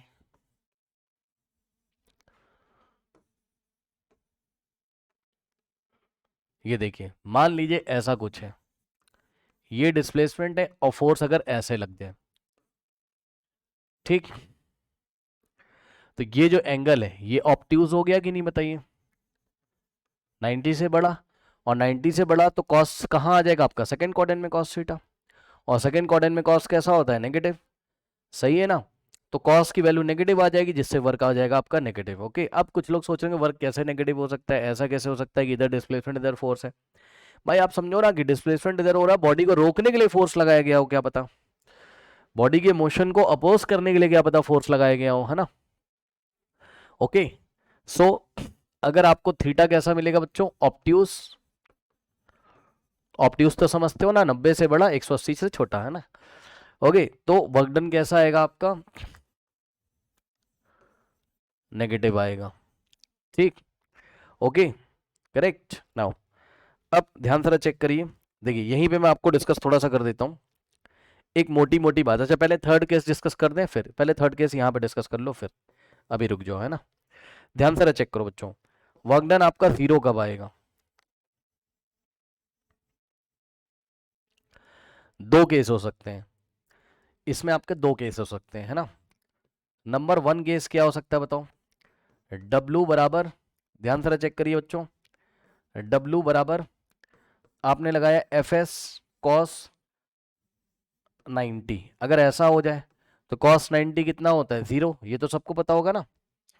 cos 90 कितना होता है 0, तो एफ एस इंटू 0, वर्क बराबर कितना हो जाएगा आपका 0। एक तो ये केस। अब बताए पूछेगा सर कैसे, अभी डिस्कस करेंगे, परेशान ना हो, मोटी मोटी बात बस अभी अभी डिस्कस करेंगे, परेशान ना हो, है ना। चलो डिस्कस ही कर लेते हैं, क्या ही दिक्कत है। ध्यान से जरा चेक करिए। मान लीजिए स्टूडेंट्स, देखिए जरा ध्यान से, मान लीजिए कि मैंने क्या किया, यस, मैंने कोई सूटकेस उठाया इस तरीके से, ठीक, और सूटकेस उठा के मैं ऐसे करके ले जा रहा हूँ, मेरी बात ध्यान सुनिएगा, सूटकेस मैंने उठाया, मैं ऐसे करके लेके जा रहा हूँ, ठीक, तो work done by the gravitational force कितना होगा 0। ध्यान से सुनिए, work done by the gravitational force कितना होगा 0। अब देखो, अब आप परेशान हो जाओगे अभी चैप्टर के स्टार्टिंग में, ज़्यादा टेंशन मत लो, मेरी बात ध्यान से सुनो, अभी एक दो क्लास में आपको और अच्छा पता चलेगा, सुन लो। मैंने एक शब्द का यूज़ किया, सुना आपने, मैंने बोला work done by the gravitational force is 0। ये क्या बात हो गई भाई, देखो अलग अलग फोर्सेस हैं, ठीक, अलग अलग फोर्सेस हैं, कुछ फोर्सेस कंजर्वेटिव होते हैं, कुछ नॉन कंजर्वेटिव, वो सब हम आगे डिस्कस करेंगे, आप परेशान ना हो। बस आप इतना समझिए कि एक बॉडी पे एक से ज्यादा फोर्स भी तो लग सकते हैं, क्या मैं गलत कह रहा हूं भाई, एक बॉडी पे एक से ज्यादा फोर्स भी तो लग सकते हैं ना, तो अलग अलग फोर्सेस के द्वारा किया गया वर्क डन अलग अलग होगा। तो जब मैंने सूटकेस उठाया इस तरीके से, तो भाई सूटकेस पे उसका वेट नीचे लग रहा है ना, mg नीचे लग रहा है ना, ग्रेविटेशनल फोर्स नीचे लग रहा है ना, तो मैं तुमसे कह रहा हूं work done by gravitational force. क्या सूटकेस पे और भी कोई फोर्स लगाए, हाँ मैंने भी तो लगाया भाई, हाँ ये सूटकेस है, अरे इस वेट के लगभग लगभग इक्वल या उससे थोड़ा सा ज्यादा मैंने लगा के रखा है, तभी तो उठा पाया हूं। अब ऐसे चल रहा हूं और मैं तुमसे कह रहा हूं work done by the gravitational force, मैं तो ऐसे करके जा रहा हूं, तो डिस्प्लेसमेंट ऐसे हो रहा है इसका, और जो ग्रेविटेशनल फोर्स है वो ऐसा नीचे है ना। ध्यान से चेक करोगे क्या, देखो ये सूटकेस है तुम्हारा, और ये देखो डिस्प्लेसमेंट ऐसे कर रहे हो तुम भाई, ऐसे जा रहा है, और फोर्स कहां लग रहा है सर, कौन सा वाला force sir, sir force by what, gravitation, मतलब फोर्स एक्सर्टेड बाय ग्रेविटेशन, या ग्रेविटेशनल फोर्स आप बोल दोगे, ये ऐसे फोर्स एक्सर्टेड बाय अर्थ, ये एफ जी लिख दूं, कोई समस्या। अब बताओ डिस्प्लेसमेंट और इसके बीच में एंगल कितना है, बताओ 90 है। तो जब वेक्टर, जब आप इसका डॉट प्रोडक्ट लोगे, किसका, ये वाले फोर्स का और इसका, क्या रखोगे, इसका मैग्नीट्यूड रखोगे यहाँ, एस का मैग्नीट्यूड, और कॉस, दोनों के बीच में एंगल कितना है बोलो 90, तो वर्क कितना आ जाएगा 0, तो work done by the gravitational force 0। और सुनो, अगर तुम वर्क डन बाय मी निकाल लो, मैंने कितना वर्क किया भाई, तब भी 0 आएगा, चेक कर लो, work done by me on this suitcase, ऐसे पकड़ा है मैंने, है ना, तो ऊपर की डायरेक्शन में मैंने फोर्स लगाया है, किसको, इस वेट को बैलेंस करने के लिए, ऐसे आप समझ सकते हो भाई, वेट के इक्वल लगाऊंगा तभी तो उठा पाऊंगा, तो उससे थोड़ा सा ज्यादा लगाएगा, तो भाई मेरा फोर्स ऐसे और डिस्प्लेसमेंट ऐसे हो रहा है, इस वेट के इक्वल ही मैंने फोर्स ऐसे लगाया है, और डिस्प्लेसमेंट ऐसे, एंगल कितना आ रहा है 90, तो वर्क डन बाय मी भी, मैंने भी कितना वर्क किया 0, क्योंकि एंगल अभी भी 90 आ रहा है डिस्प्लेसमेंट और फोर्स के बीच में। एक तो ये बात हो गई पहला केस। क्या हुआ पहला केस बताओ, कि एंगल ही दोनों के बीच में कितना हो जाए 90, थीटा ही 90 हो जाए, ठीक। दूसरा बच्चों क्या हो सकता है, खुद सोचो इसी में दूसरा। अच्छा एक बच्चा बोलने लगा सर फोर्स ही ना लगाओ, हाँ, अरे भाई जब फोर्स ही नहीं लगा रहे हो तो क्यों वर्क कैलकुलेट कर रहे हो यार, हाँ? ये बेचारा कोई ऑब्जेक्ट रखा हुआ है, अब इस पे तुम फोर्स ही नहीं लगा रहे हो, तब तो फोर्स ही नहीं लगा रहे हो ना, एफ की वैल्यू ही 0 हो जाएगी, तो वो तो केस ही छोड़ दो तुम, एफ की वैल्यू 0 होने से वर्क 0 हो जाएगा, वो तो छोड़ ही दो तुम। यहाँ फोर्स लग रहा है ग्रेविटेशन, ग्रेविटी के द्वारा, है ना, तो ग्रेविटेशनल फोर्स लग रहा है, तो ग्रेविटेशनल फोर्स लग रहा है, डिस्प्लेसमेंट ऐसा, तो work done by the gravitational force कितना है, मैं लिख दूं, work done by gravitational force कितना है 0। अब एक और केस देखोगे क्या, सेकंड वाला, क्या पता ऐसा हो रहा हो बच्चों, कि फोर्स तुम लगातार लगाए जा रहे हो, लगाए जा रहे हो, लगाए जा रहे हो, है ना, और डिस्प्लेसमेंट ही ना हो रहा हो, ऐसा भी तो हो सकता है, ऐसा भी तो हो सकता है, ध्यान से चेक करो, ये ग्राउंड पे तुम खड़े हो, सामने दीवार है, तुम करके देख लो, दीवार सामने, दीवार को धक्का मारोगे, दीवार डिस्प्लेस ही नहीं होती। और दीवार पे जिस भी पॉइंट पे आप पॉइंट ऑफ एप्लीकेशन करो वो भी डिस्प्लेस नहीं होता है। भाई दीवार तो रिजिड है ना, उसको दबाओगे तो उसका जिस पॉइंट पे आप एप्लीकेशन कर रहे हो वो थोड़ी ना डिस्प्लेस होता है ना। सही है, ऐसा आपने इसको पुश किया, ठीक। एस की वैल्यू कितनी आ गई, 0। जब एस ही 0 हो जाएगा तो वर्क डन कितना आएगा इसके, एस के 0 होने की वजह से ये पूरा कितना हो जाएगा इस बार, 0। अब सुनो ध्यान से जरा खास बात, लेकिन आप जब दीवार को धक्का मारते हो तो आप तो थक जाते हो, आपकी एनर्जी लॉस होती, तो वो एनर्जी गई कहाँ, वर्क तो आपने किया नहीं ऑन द वॉल, तो वो एनर्जी कहाँ जाती है मैं आपको बताता हूँ। एक तरीके से आपने वर्क किया, ऑन द वॉल नहीं किया, वॉल। यस, नाउ आगे देखिए, चलिए देखिए स्टूडेंट्स, ऐसा नहीं हुआ कि वर्क नहीं हुआ है, ठीक है ना, वर्क आपने किया है, ऑन द वॉल नहीं किया एक्चुअल में। भाई आप जो थक जाते हो, आपकी एनर्जी कहाँ गई, तो जवाब है आपका जो वेन्स है ना, आपके वेन्स में जो ब्लड फ्लो कर रहा है, करेक्ट, वो ब्लड डिस्प्लेस होने में जा रही है वो एनर्जी सारी, ठीक। तभी तो आप थकते हो ना, हार्ट आपका और तेजी से पंप करेगा और एक ब्लड सर्कुलेशन बॉडी में और तेज हो जाएगा आप दीवार को जब धक्का मारोगे, ठीक। तो वर्क डन एक्चुअल में अगर आप थोड़ा ध्यान से देखो तो ब्लड तो फ्लो हो रहा है ना, ब्लड डिस्प्लेस्ड हो रहा है। दीवार पे आपने किया एक्शन, दीवार आपको देगी रिएक्शन, ठीक है। तो कहीं ना कहीं उस रिएक्शन के फोर्स से, या चलो इतनी हम डेप्थ में नहीं जाते हैं, सिंपल सी बात करते हैं कि जो आपको थकान महसूस हो रही है, ठीक है, वो एनर्जी कहाँ गई, दीवार तो डिस्प्लेस हुई नहीं, work done on the wall is what, 0। तो वो एनर्जी इसलिए आपको फील हो रही है, मतलब कम फील हो, मतलब आप थकान इसलिए महसूस कर रहे हो क्योंकि वर्क डन हुआ है, लेकिन बॉडी के इंटरनली वर्क डन हुआ है, अंदर हार्ट को पंप करने में या ब्लड को फ्लो करने में, इसलिए एनर्जी लॉस होता है, आप थकान महसूस करते हैं, ठीक है ना। But work done on the wall कितना है, 0, क्योंकि वॉल का डिस्प्लेसमेंट नहीं हुआ है, वॉल पे फोर्स तो लगा है लेकिन वॉल का डिस्प्लेसमेंट नहीं हुआ है, ठीक है स्टूडेंट्स। अब ध्यान से सुनिए, इतनी बातें हो गई, ठीक। अगर आपको इसका स्क्रीनशॉट लेना हो ले लो। फिर एक बात बहुत इंपॉर्टेंट बताता हूँ, वो आपको हमेशा ध्यान रखनी है, एक बात बहुत इंपॉर्टेंट बताता हूँ, वो आपको हमेशा ध्यान रखनी है। ध्यान सारा चेक करिए, देखिए यहाँ पे जगह छोड़ी हुई थी मैंने पहले से ही, यहीं पे डिस्कस करते हैं। देखो बच्चों, वर्क आप पॉजिटिव कब लोगे पता है, ध्यान से सुनिएगा, जब आपका फोर्स, ठीक, जब आपका फोर्स और डिस्प्लेसमेंट सेम डायरेक्शन में मिल रहे हैं। सुन लो भाई ध्यान से, क्या, जब आपका, इस बात को ध्यान रखना, वेरी इंपॉर्टेंट बात है ये, जब आपका फोर्स और डिस्प्लेसमेंट सेम डायरेक्शन में हो, if force and displacement are in same direction, तो वर्क डन आपका कैसा आएगा, पॉजिटिव। बिल्कुल इसको भूल मत जाना भाई।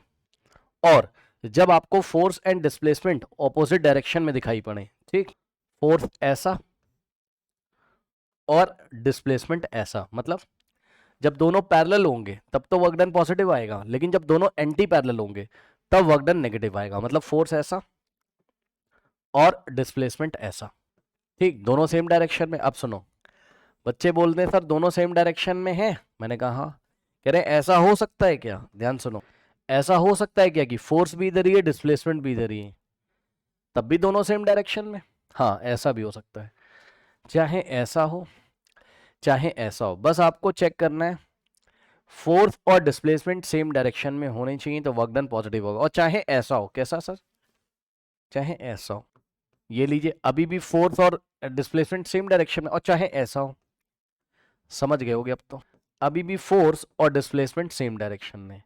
तो बच्चों जब भी force and displacement same direction में होंगे तो वर्क डन कैसा आएगा आपका, पॉजिटिव आएगा, ओके। सो अच्छा यही चीज तो डिस्कस करी थी हमने, है ना, ओहो हो, यही चीज तो डिस्कस करी थी, चलो आप यहाँ पे लिख दिया तो लिख दिया, कोई दिक्कत नहीं है। अरे यार देख रहे हो दिमाग कहाँ है, चलो जो बात ये थी वही एलेबोरेट करके थोड़ी और बता दी, है ना। Work done is positive. और सुनो, जब फोर्स और डिस्प्लेसमेंट आपका ऑपोजिट डायरेक्शन में होंगे, ओके। अब देखो बच्चा एक पूछ रहा है कौन कौन से केस में फोर्स डिस्प्लेसमेंट के अलोंग टेंशन मत लो, सवाल करते करते पता चलेगा, है ना, ऐसे कोई केस ऐसा नहीं है ना, टेंशन मत लो, सवाल करते करते सवाल में लिखा रहेगा तो देखेंगे ना, क्यों दिक्कत ले रहे हो, ठीक। ये तो जनरल केस आपको बता रहे हैं यार, आपको कुछ नहीं करना है भाई, किधर भी अगर आपको ऐसा दिखाई पड़ा ना, ये फोर्स ऐसे और डिस्प्लेसमेंट भी ऐसे, अगर दोनों सेम डायरेक्शन में तुम्हें मिल जाए, वर्क डन पॉजिटिव। और दोनों अगर सेम डायरेक्शन का मतलब समझते हो, दोनों पैरेलल हैं, दोनों पैरेलल हैं तो फोर्स कैसा वर्क कैसा आ जाएगा, पॉजिटिव। फोर्स और डिस्प्लेसमेंट दोनों सेम डायरेक्शन में वर्क को लेना है पॉजिटिव, और फोर्स और डिस्प्लेसमेंट, अब देखो यहाँ जगह नहीं बच रही मेरे पास, है ना, तो क्या मैं नेक्स्ट पेज पे कर दूं, स्टार लगा के, स्टार लगा के, इसी का भाई एक और क्या, जब फोर्स और डिस्प्लेसमेंट आपका ऑपोजिट डायरेक्शन में होगा तो वर्क डन नेगेटिव, ठीक। ये फोर्स बच्चों मान लीजिए ऐसा मिल गया, डिस्प्लेसमेंट ऐसा मिल गया, एंटी पैरेलल जब मिल जाएंगे, है ना, तो वर्क डन नेगेटिव। अब एक बच्चे ने बोला क्या ऐसा हो सकता है, हाँ हो सकता है, क्या पता फोर्स ऐसे हो और डिस्प्लेसमेंट तुम्हारा ऐसे हो, ठीक। फिर एक बच्चे ने बोला क्या ऐसा हो सकता है, हाँ हो सकता है, जो जो सोच सकते हो सब हो सकता है, क्या पता फोर्स ऐसा हो डिस्प्लेसमेंट ऐसा हो, तब भी वर्क डन नेगेटिव, दोनों एंटी पैरेलल होने चाहिए बस, है ना। एक बच्चे ने बोला क्या ऐसा हो सकता है, हाँ हो सकता है, फोर्स ऐसा डिस्प्लेसमेंट उसके ऑपोजिट, तो इन सभी केसेस में बच्चों वर्क डन कैसा आएगा, नेगेटिव आएगा, बस। आई थिंक कोई डाउट आपको नहीं होना चाहिए। नाउ बच्चों next is concepts of calculation, okay. अब वर्क डन की कैलकुलेशन कैसे कैसे कर सकते हो वो सिखाएंगे, ठीक है ना। सो कॉन्सेप्ट्स ऑफ,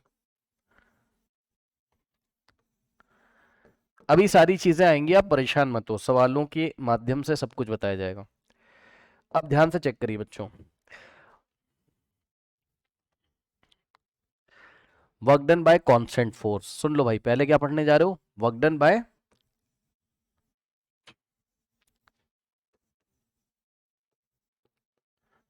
कांस्टेंट फोर्स पढ़ने जा रहे हो, ठीक। Work done by constant force आप पढ़ने जा रहे हो। कांस्टेंट फोर्स का मतलब क्या होता है बच्चों, ध्यान सुनो, कांस्टेंट फोर्स का मतलब होता है समय के साथ फोर्स नहीं चेंज होना चाहिए, ठीक।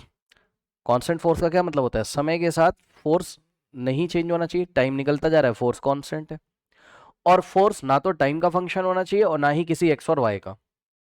अभी सवाल कराएंगे क्लियर हो जाएगा, बट अभी यहां लिख लो आप, क्या force should not be function of, force should not be the function of time और एक्स वाई जेड। फोर्स ना तो टाइम का फंक्शन होना चाहिए, समय के साथ भी नहीं चेंज होना चाहिए, और एक्स वाई जेड का भी फंक्शन नहीं होना चाहिए, यानी कि कोऑर्डिनेट एक्सेस चेंज हो रही हो तब भी फोर्स नहीं चेंज होना चाहिए, तो ऐसे फोर्स को हम क्या बोलेंगे, कांस्टेंट फोर्स। और work done by constant force कैसे करोगे, तो जवाब है बहुत आसान है, आप पहले ही पढ़ चुके हो, कोई नई चीज है नहीं आपके लिए। ध्यान से सुनिए बच्चों, देखिए, work is equals to vector F dot vector S, बस कैसे करोगे बताओ, मॉड ऑफ एफ, फोर्स का मैग्नीट्यूड ले लेना, इनटू डिस्प्लेसमेंट का मैग्नीट्यूड इनटू कॉस थीटा, बस। जहां पे थीटा क्या है, एफ और एस के बीच का एंगल, यानी कि एफ एस कॉस थीटा करके निकाल लोगे, ये पहला तरीका है।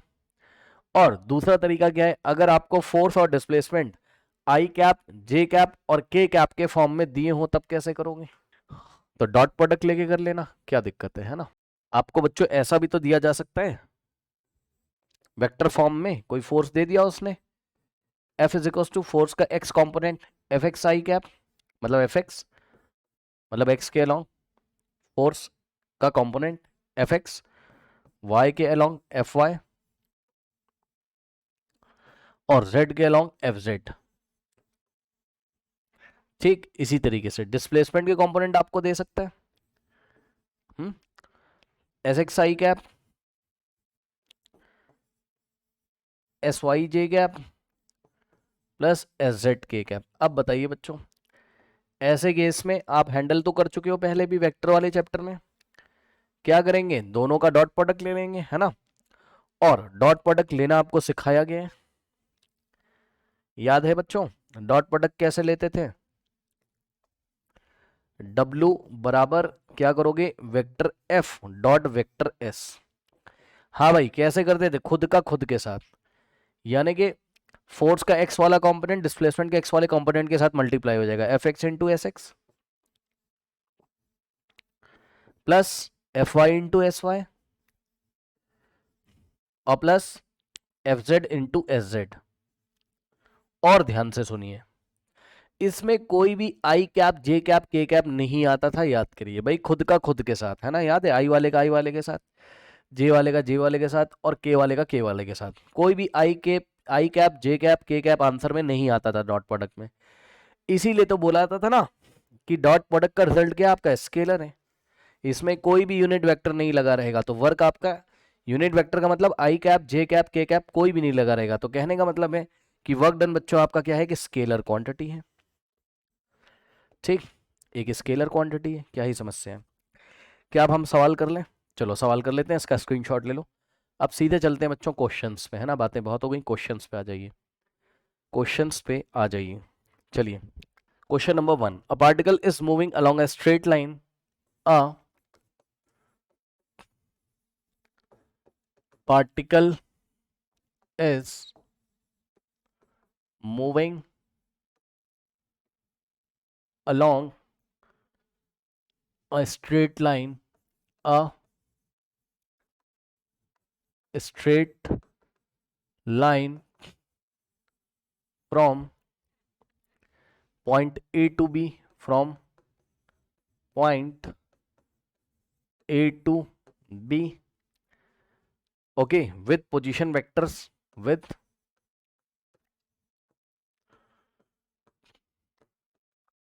position vectors 2i cap plus 7j cap minus 3k cap and 5i cap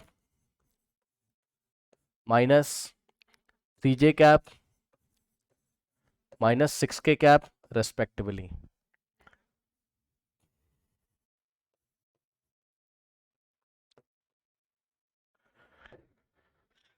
One of the force acting on the particle, one of the force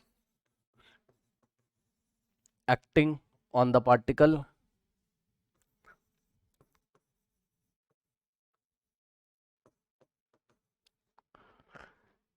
is F is equals to 20i cap minus 30j cap and plus 15k cap. Find the work done by this force. Find the work done by this force. Options. Option A is 300 units. Option B is 315 units. Option C is 415 units. And option D is 200 units. अब ध्यान दें students, क्या बोल रहा है वो, कह रहा a particle is moving along a straight line from this point two this point with a position vector of this and this. मतलब पॉइंट ए का पोजीशन वेक्टर क्या है, ये कार्टेशियन प्लेन है आपका, ये पॉइंट ए है, ठीक, और पॉइंट ए का पोजीशन वेक्टर क्या है, ओ ए, ओके, और तो ओ ए वेक्टर कितना दिया हुआ है, ये रहा पॉइंट ए का पोजीशन वेक्टर, ओके, कितना है चेक कर लो, 2i cap plus 7j cap minus 3k cap, और पॉइंट बी का पोजीशन वेक्टर कितना है, ये पॉइंट बी है, और पॉइंट बी का, अरे भाई ये मक्खी तो, और पॉइंट बी का पोजीशन वेक्टर कितना है, ओबी, पोजीशन वेक्टर के बारे में आपको डिटेल में पढ़ाया गया है वेक्टर वाले चैप्टर में। ओबी कितना है, ये कितना 5i cap minus 3j cap minus 6k cap, ठीक। अब ध्यान सुनो, उसने क्या किया बच्चों, one of the force acting on the particle. क्या आप लैंग्वेज देख रहे हो क्वेश्चन की? यानी कि पार्टिकल पे एक से ज्यादा फोर्स काम कर रहे हैं। यही बात तो आज मैंने आपको बताई थी कि एक पार्टिकल पे एक से ज्यादा फोर्स काम कर सकते हैं। अलग अलग फोर्सेस के द्वारा किया गया वर्क डन अलग अलग होगा। तो इनमें इस पार्टिकल पे बहुत सारे फोर्स काम कर रहे होंगे। किसी एक फोर्स के बारे में आपसे बात कर रहा है। क्या कह रहा है कि one of the force acting on the particle is given in the vector form like this. इस पार्टिकल पे एक फोर्स इतना काम कर रहा होगा और ए से बी इसको मूव किया जाता है। तो ध्यान चेक करो, ए से बी अगर जाएगा ये, तो बताओ डिस्प्लेसमेंट वेक्टर ए बी कैसे निकलेगा? क्यों भाई? डिस्प्लेसमेंट वेक्टर ए बी कैसे निकलेगा याद है? भूल चुके हो? जब डिस्प्लेसमेंट वेक्टर ए बी निकलवाया था तो क्या बोला था? फाइनल पॉइंट का position vector minus initial point का पोजीशन वेक्टर। याद है? भूल चुके हो? वेक्टर ए बी कैसे निकलेगा? अरे भाई इस पे मक्खी बैठी लग रहा है कहीं पर, तभी ये बोर्ड चल नहीं रहा है। हाँ ध्यान सुनो, देखो, अरे कहाँ बैठी यार, ये बैठी हुई है। हाँ ध्यान से सुनो जरा, देखो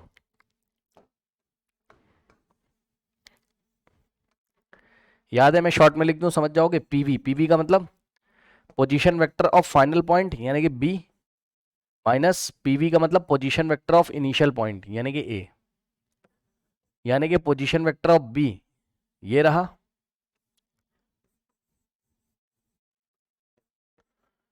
5f I cap minus 3j cap minus 6k cap minus position vector of A.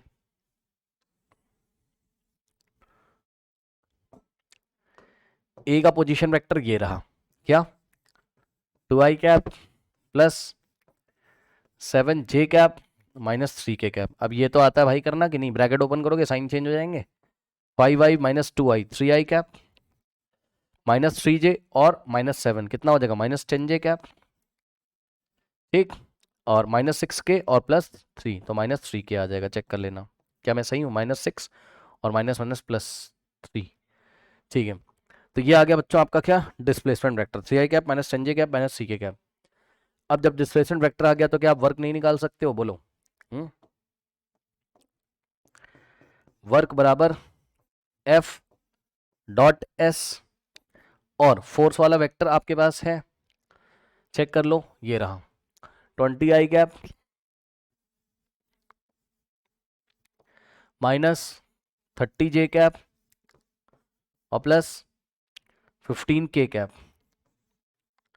Dot इसके साथ लोगे 3i cap minus 10j cap, यही तो है ना डिस्प्लेसमेंट वेक्टर, और माइनस 3k कैप। अब बताओ, डॉट प्रोडक्ट लेना सीखा है आपने खुद का खुद के साथ, है ना? आई वाले का आई वाले के साथ 20 इंटू 3 60, उसके बाद ये माइनस है, ये minus minus plus 30 into 10 plus का 300। कोई भी आई जे के कैप नहीं आएगा, वर्क एक scalar quantity, okay. Plus minus minus 15 3 जा 45 माइनस 45 360 माइनस कितना? 315, 315 जूल्स या जो भी बोला है क्वेश्चन में। So option B is the correct option. तो देखिए ये एग्जाम में आया हुआ आपका सवाल है, इतना सिंपल सवाल आपको एग्जाम में मिल जाएगा आराम से इस चैप्टर से, ठीक। ओके नाउ इसका आप स्क्रीनशॉट ले लीजिए, फिर मैं आपको नेक्स्ट बताता हूँ। इसका स्क्रीनशॉट ले लीजिए। अब देखिए बच्चों, मान लीजिए कि एक बॉडी पे एक से ज़्यादा फोर्स लग रहे हैं, एक बॉडी पे एक से ज़्यादा ज़्यादा फोर्स लग रहे हैं, ठीक है ना? तो लगने दो, कोई दिक्कत नहीं है। तो डिफरेंट फोर्सेस के द्वारा किया गया वर्क डन अलग है। मान लो F1 फोर्स लग रहा है, F2 फोर्स लग रहा है, F3 फोर्स लग रहा है, ठीक। तो सभी फोर्सेस के द्वारा किया गया वर्क डन निकाल लीजिए और सबको ऐड कर दीजिए, बस। क्या दिक्कत है? क्योंकि वर्क एक स्केलर क्वांटिटी, लफड़ा तो आपको करना ही नहीं है इसमें, तो कोई वेक्टर सम तो होएगा ही नहीं। तो हर एक फोर्स के द्वारा किया गया वर्क डन निकाल लो, उसको उठा के ऐड कर दो, बस खेल खत्म। मतलब समझो बच्चों क्या? देखो मतलब समझो। ओहो भाई इस मक्खी ने तो परेशान कर दिया, देख रहे हो, ये बैठ जाती तो चलता नहीं है। नाउ ध्यान दें स्टूडेंट्स, देखिए work done bye multiple constant force, यही तो आसान है इस चैप्टर में। Work done bye multiple constant force, एक से ज्यादा कांस्टेंट फोर्स लगे हैं। कांस्टेंट फोर्स है भैया, ध्यान चेक कर लो। फोर्स अगर वेरिएबल होगा उसको दूसरे तरीके से किया जाता है, वो मैं आपको सिखाऊंगा। Okay, work done bye multiple constant forces. मान लीजिए बच्चों एक ब्लॉक रखा हुआ है ग्राउंड पे, और इस ब्लॉक के ऊपर मल्टीपल फोर्स लगे, F3, F1, F2, बहुत सारे और भी होंगे। ठीक, तो work is a scalar quantity, work is a scalar quantity. भाई work is a scalar quantity है ना। तो आपको क्या करना है, टोटल वर्क अगर आप निकालोगे तो कैसे निकलेगा बताओ। वर्क टोटल बहुत आसान है यार, कुछ नहीं करना है। फोर्स 1 के द्वारा किया गया वर्क यानी कि W1 प्लस फोर्स 2 ने जितना काम किया होगा, वर्क किया होगा, W2 प्लस W3, खत्म, कुछ नहीं करना है। यानी कि जितने भी फोर्स दिख रहे हो सबके इंडिविजुअली वर्क्स निकाल लो और सबको उठा के सिंपल ऐड कर दीजिए। कोई वेक्टर वेक्टर का यहाँ सम लगाने की जरूरत आपको नहीं है। ठीक, okay. therefore we can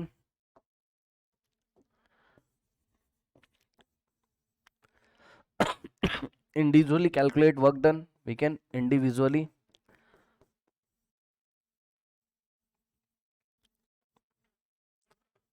calculate work done and add them to get the total work, and add them to get the total work.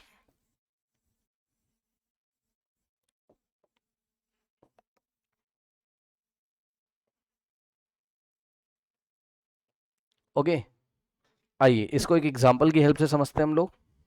इसको एक एग्जांपल की हेल्प से समझते हैं बच्चों। Question, a body is moved by three forces.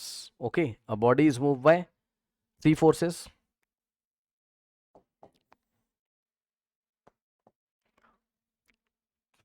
A body is moved by three forces. एक body पे three forces लगे हुए हैं, कौन कौन से, 10 न्यूटन, 10 न्यूटन एंड 10 न्यूटन। ठीक है, 10 न्यूटन के थ्री फोर्स कैसे लगे हुए वो अभी दिखा दिया जाएगा आपको, डायग्राम दिया हुआ है क्वेश्चन में। ठीक, the displacement of the body 6 metre, the displacement of the body is 6 metre. Find the work done, find the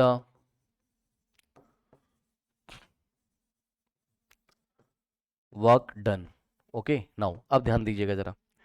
देखिए स्टूडेंट्स, कुछ इस तरीके से आपको दिया हुआ है डायग्राम। ओके, एक ब्लॉक रखा हुआ है। ओके, और इस ब्लॉक पे बच्चों फोर्स लगा है आपका एक ऐसा, एक ऐसा और एक ऐसा।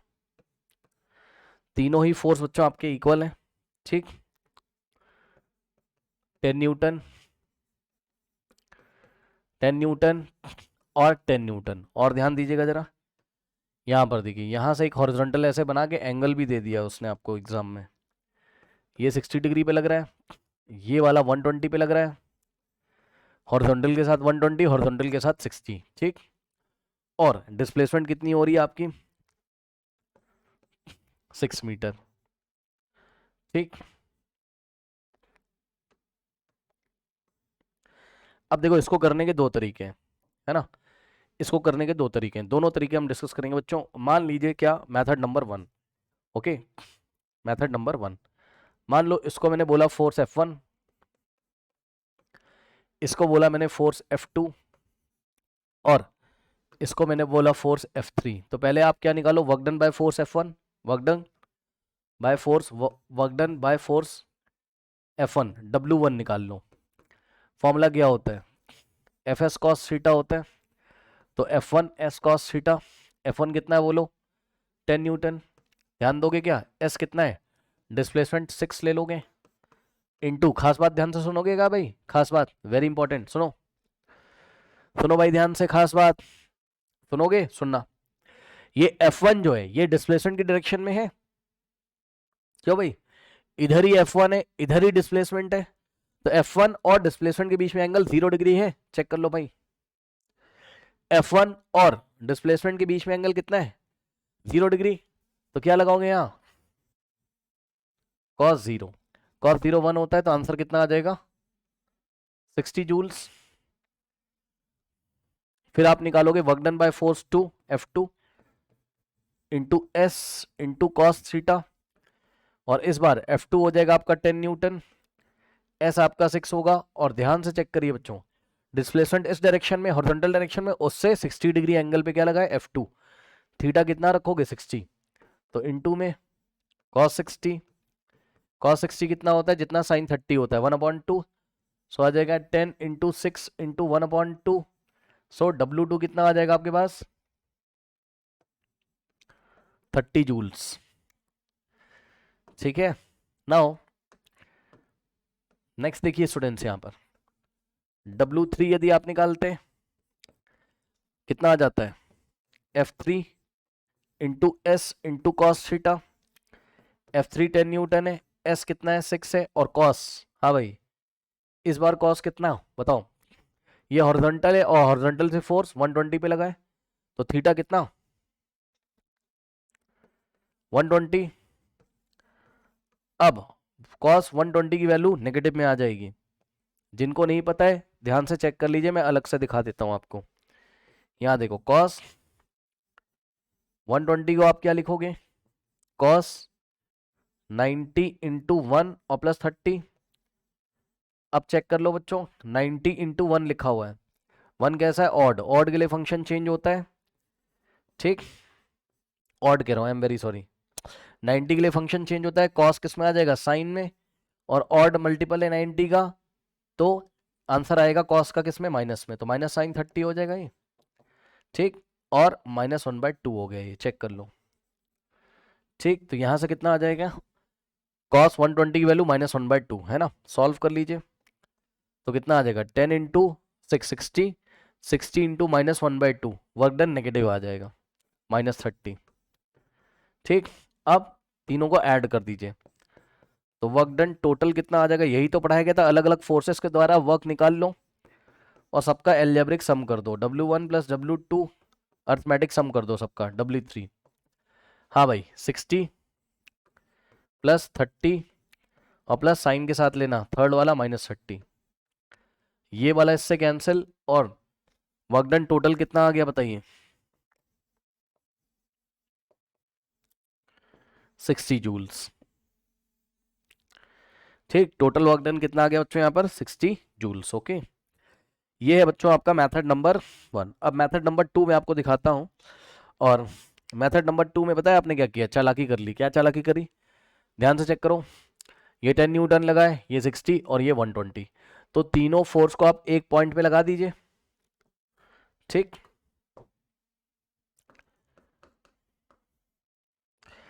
वैसे आपने सेंटर ऑफ मास अभी नहीं पढ़ा है, लेकिन मैं मान रहा हूं कि बॉडी का सेंटर ऑफ मास पे अभी आगे पढ़ोगे, बॉडी के सेंटर ऑफ मास पे तीनों फोर्स को लगा दो, है ना, ये ऐसे करके बॉडी थी, और ये रहा इसका सेंटर ऑफ मास, यहीं पे लगा दो, ठीक, तो एक सिंपल शब्दों में सुनो, ज्यादा कंफ्यूज नहीं होना है, बस आप एक ही पॉइंट पे फोर्स को लगा दीजिए, ज्यादा टेंशन मत लो, लगाओ भैया, देखो ये कितना है 10 न्यूटन F1, ये 10,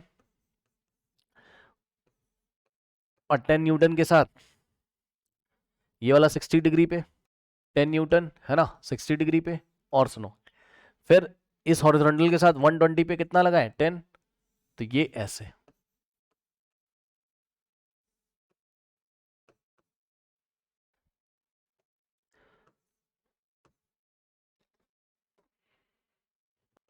हाँ भाई, अब इन तीनों फोर्स का रिजल्टेंट निकाल लीजिए, इन तीनों फोर्स का क्या निकाल लीजिए, रिजल्टेंट निकाल लीजिए, ठीक, तो इन तीनों फोर्स का रिजल्टेंट आपको निकालना सिखाया गया बच्चों, इन तीनों का रिजल्टेंट कितना आ जाएगा आपका 20 आ जाएगा। कैसे आ जाएगा एक बार मैं आपको करके दिखा देता हूँ, फिर भी अगर किसी कोई समस्या होती ध्यान से चेक कर लो बच्चों। देखो सबसे पहले ये वाले और ये वाले का जब आप निकालोगे रिजल्टेंट, ठीक, तो कुछ ऐसा हो जाएगा, ध्यान से चेक कर लो, याद दिला दे रहा हूँ। ए का स्क्वायर प्लस बी का स्क्वायर है ना, प्लस 2 इंटू ए इंटू बी, यानी कि 2 into 10 into 10 into cos of 120, क्योंकि इसके और इसके बीच में तो 120 ना, कॉस 120 कितना है था -1/2, ठीक। तो यहाँ से क्या हो जाएगा चेक कर लो, 10 का स्क्वायर और 10 का स्क्वायर है ना, कॉस 120 -1/2, तो यहाँ प्लस की जगह माइनस आ जाएगा और 2 से 2 कट जाएगा, तो ये है 10 का स्क्वायर। तो ये देखिए यहाँ से आ जाएगा 10 का स्क्वायर, स्क्वायर रूट ऑफ 10 का स्क्वायर, और कितना आ जाएगा 10 आ जाएगा है ना। और वैसे भी आपको पढ़ाया गया अगर इक्वल फोर्स लगे हो 120 डिग्री पे, तो इन दोनों का रिजल्टेंट कितना आता था याद है 10।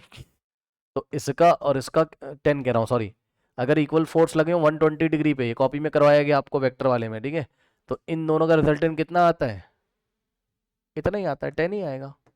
इक्वल फोर्स 120 पे, भूल गए हो लग रहा है सब कुछ, ये F और F अगर 120 पे लगे रहते थे तो इन दोनों का रिजल्टेंट F ही तो आता था, उतना ही आता था। तो अब एक डायग्राम बना रहा हूं, ध्यान से चेक करो, इसका और इसका रिजल्टेंट कितना आ रहा है 10, और ये तो पहले से ही व्हाइट कलर से यहाँ पर 10 वाला, ये पहले से इधर, और 10 और 10 कितना हो जाएगा टोटल सेम डायरेक्शन में, इन दोनों रिजल्टेंट 10 और 10 और 10 20, तो नेट फोर्स कितना हो गया 20, ठीक, नेट फोर्स कितना हो गया 20, तो नेट फोर्स इधर आएगा 20, यानी कुछ ऐसा होगा, ये नेट फोर्स 20 और ये नेट इस डायरेक्शन में आ रहा है, इस डायरेक्शन मतलब हॉरिजॉन्टल के साथ कितना आ रहा है 60, तो ये तुम्हारा हॉरिजॉन्टल है, ठीक, और ये एंगल कितना हो गया तुम्हारा 60। अब बताओ ये डिस्प्लेसमेंट इधर थी 6 मीटर की, लगा दो अब। मेथड नंबर 2 में आपने वर्क निकाला कैसे, F net into S into cos theta, F net कितना आ रहा है 20 न्यूटन, एस डिस्प्लेसमेंट 6 मीटर, और कॉस थीटा, थीटा क्या है एफ नेट और एस के बीच का डिस्प्लेसमेंट है, सॉरी थीटा क्या है एस और एफ नेट के बीच का एंगल है, कितना है 60।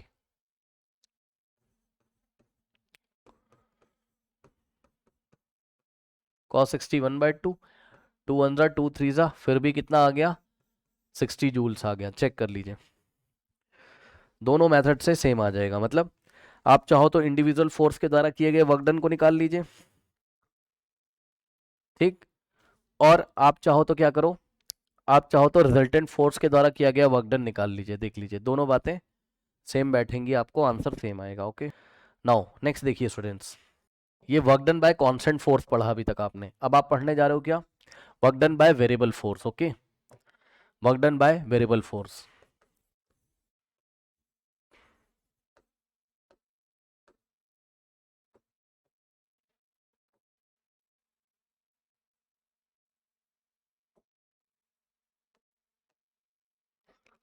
नाउ मतलब अब फोर्स बच्चों चेंज हो रहा होगा टाइम के साथ, ओके या पोजीशन के साथ, तो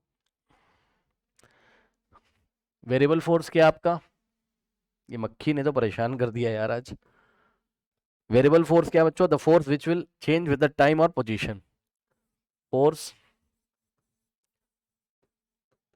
विच will change with the time और position, ठीक, और नोट कर लीजिएगा वेरिएबल का मतलब ही होता है चेंज होने वाला, तो अगर फोर्स चेंज हो रहा है तो इंटीग्रेशन से वर्क निकालोगे, कैसे निकालोगे इंटीग्रेशन से वर्क निकालोगे। ओके बता रहा हूं कैसे, नोट कर लीजिए सबसे पहले तो when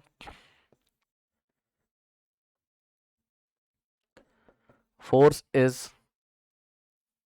varying in nature, varying in nature मतलब चेंज हो रहा, वैरिंग इन नेचर, जब फोर्स का नेचर वैरिंग हो we have to integrate, okay, we have to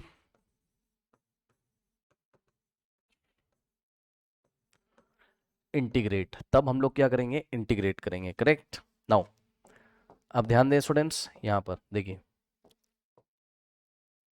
आपको मैं एक एग्जांपल देता हूं। देखिए बच्चों, ये आपका इस तरीके से मान लीजिए 2D में एक मोशन हो रहा है, ठीक, थोड़ा जूम करके दिखाऊंगा लेकिन आप समझो, 2 डायमेंशनल मोशन हो रहा है, ओके।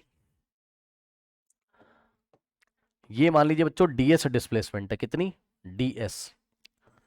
अब एक बार बताओ यार, ये x एक्सेस है ना, और ये y एक्सेस है, करेक्ट। अगर ds डिस्प्लेसमेंट हो रही है ऐसा तुम कह रहे हो, तो भाई ये कुछ x में भी गया होगा, y में भी, तभी तो इस डायरेक्शन में जा रहा है, सोचो ना।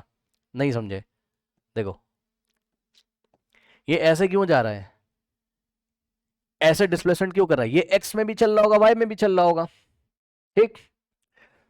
मोशन इन 2D पढ़ के आए हो आप, कहने का मतलब x में भी चला होगा और y में भी। तो आपको दिखाऊं यदि मैं, तो ये देखिए x में इसकी डिस्प्लेसमेंट dx और y में इसकी डिस्प्लेसमेंट कितनी हो रही होगी, dy। तो इस ds को वेक्टर फॉर्म में लिखने का तरीका क्या है, ध्यान से चेक करो बच्चों। Let there is a small displacement ds, let there is a small displacement ds, माना कि एक स्मॉल डिस्प्लेसमेंट ds है, तो इस ds को क्या वेक्टर फॉर्म में नहीं बना पाएंगे स्टूडेंट्स, बताइए। अगर 2D में है तो क्या हो जाएगा बताओ, dx i cap plus dy j cap, और यही डिस्प्लेसमेंट यदि 3D में है तो dz कैप भी मतलब क्या कहते हैं dz, ऐसा भी आ जाएगा dz k कैप, है ना। लेकिन अभी हम 2D में मान के चल रहे हैं, मान लो अभी हम किस में मान के चल रहे हैं, 2D में मान के चल रहे हैं, सही है ना। तो ये आ गया बच्चों आपका ds। और ध्यान सुनिए, फोर्स जो है, फोर्स इस बार क्या है आपका, यदि आप लिखना चाहें तो लिख भी सकते हैं, कोई दिक्कत नहीं है। ds बराबर dx i कैप, 3D के लिए भी लिख लो, dy j कैप और प्लस dz k कैप, ये आ जाएगा आपका कहाँ, 3D में,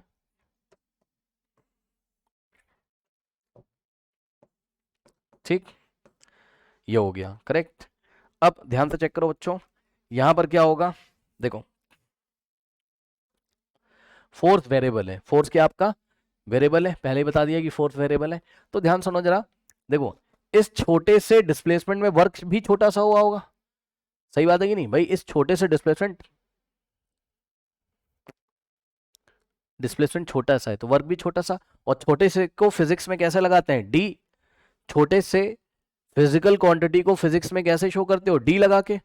यानी कि इस डीएस डिस्प्लेसमेंट के कारण जो वर्क, मतलब इस डीएस डिस्प्लेसमेंट को करने में जो वर्क हुआ होगा वेरिएबल फोर्स के द्वारा, वो डी डब्ल्यू हुआ होगा। उसको कैसे निकालोगे बताओ, vector F dot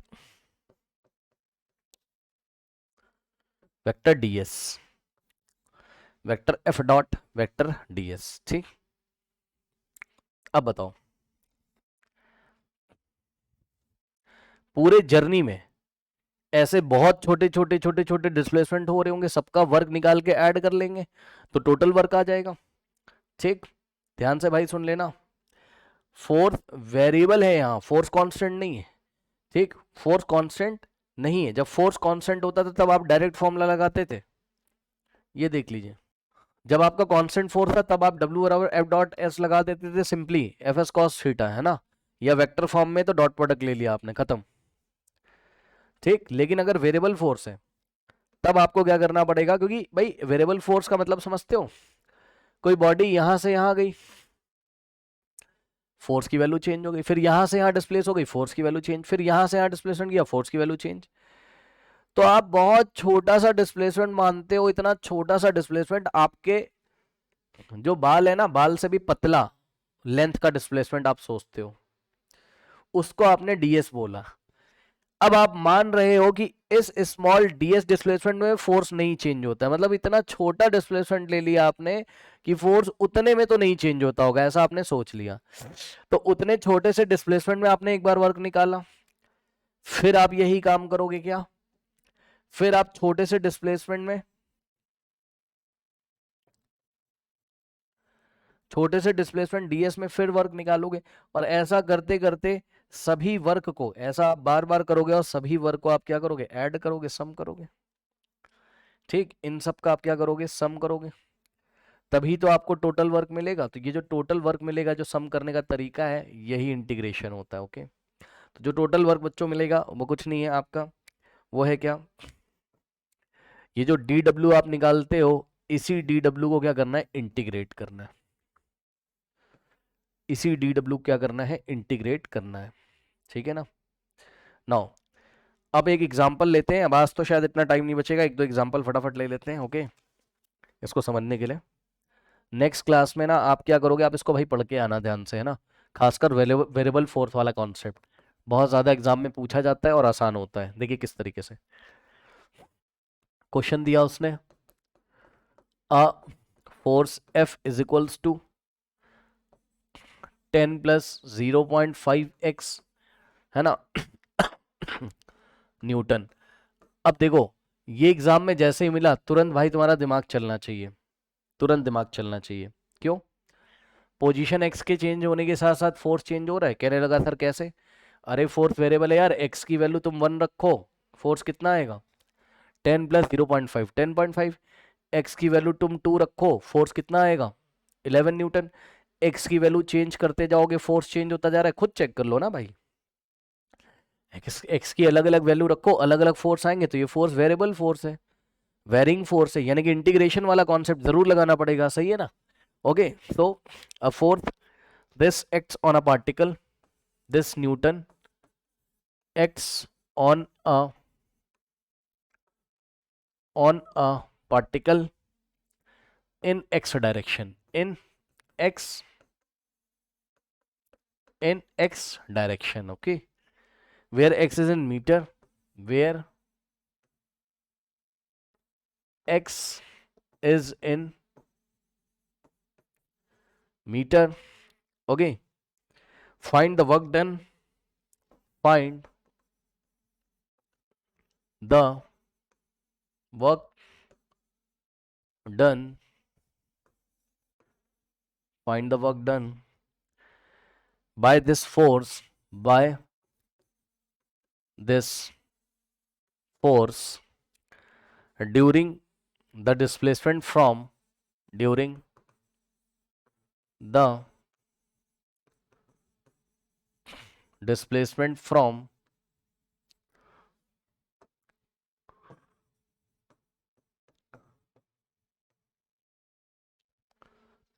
x is equals to 0 to x is equals to 2. Now options भी दिए, option A is 24, option B is 20, option C is 35 and option D is 21. Okay, now ध्यान दे students, देखिए क्या कह रहा है this force acts on a particle in X direction. Okay, अब देखो एक बात आप समझते हो क्या, वेरी इंपॉर्टेंट समझते हो, इधर देखो भाई, ये एक्स डायरेक्शन है मान लो, कुछ लोग बेचारे कंफ्यूज हो जाएंगे इसलिए डिटेल में बता रहा हूं, ये एक्स डायरेक्शन है, सही है।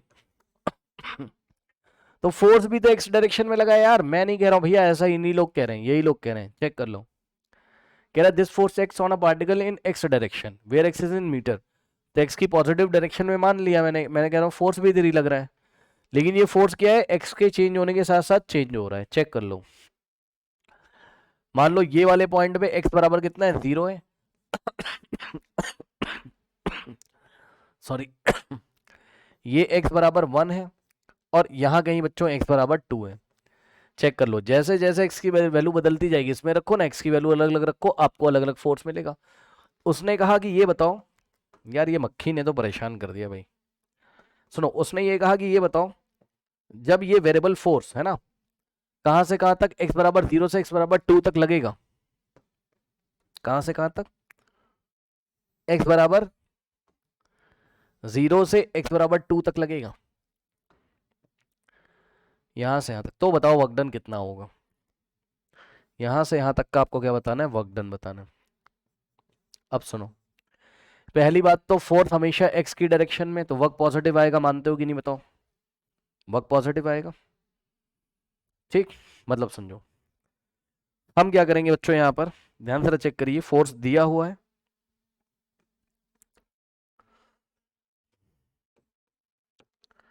कितना, 10 प्लस 0.5 इंटू एक्स। और सुन लो मेरी बात, क्या सुनोगे ध्यान से, इस फोर्स को वेक्टर फॉर्म में बनाना तुम्हारी जिम्मेदारी। कैसे? फोर्स पे वेक्टर लगाया, और क्योंकि फोर्स एक्स डायरेक्शन में, तो फोर्स को वेक्टर बनाने के लिए एक्स डायरेक्शन के यूनिट वेक्टर से मल्टीप्लाई कर दो, आई कैप से। लो भैया, फोर्स वेक्टर फॉर्म में आ गया, चेक कर लो, समस्या कोई होनी नहीं चाहिए, ठीक।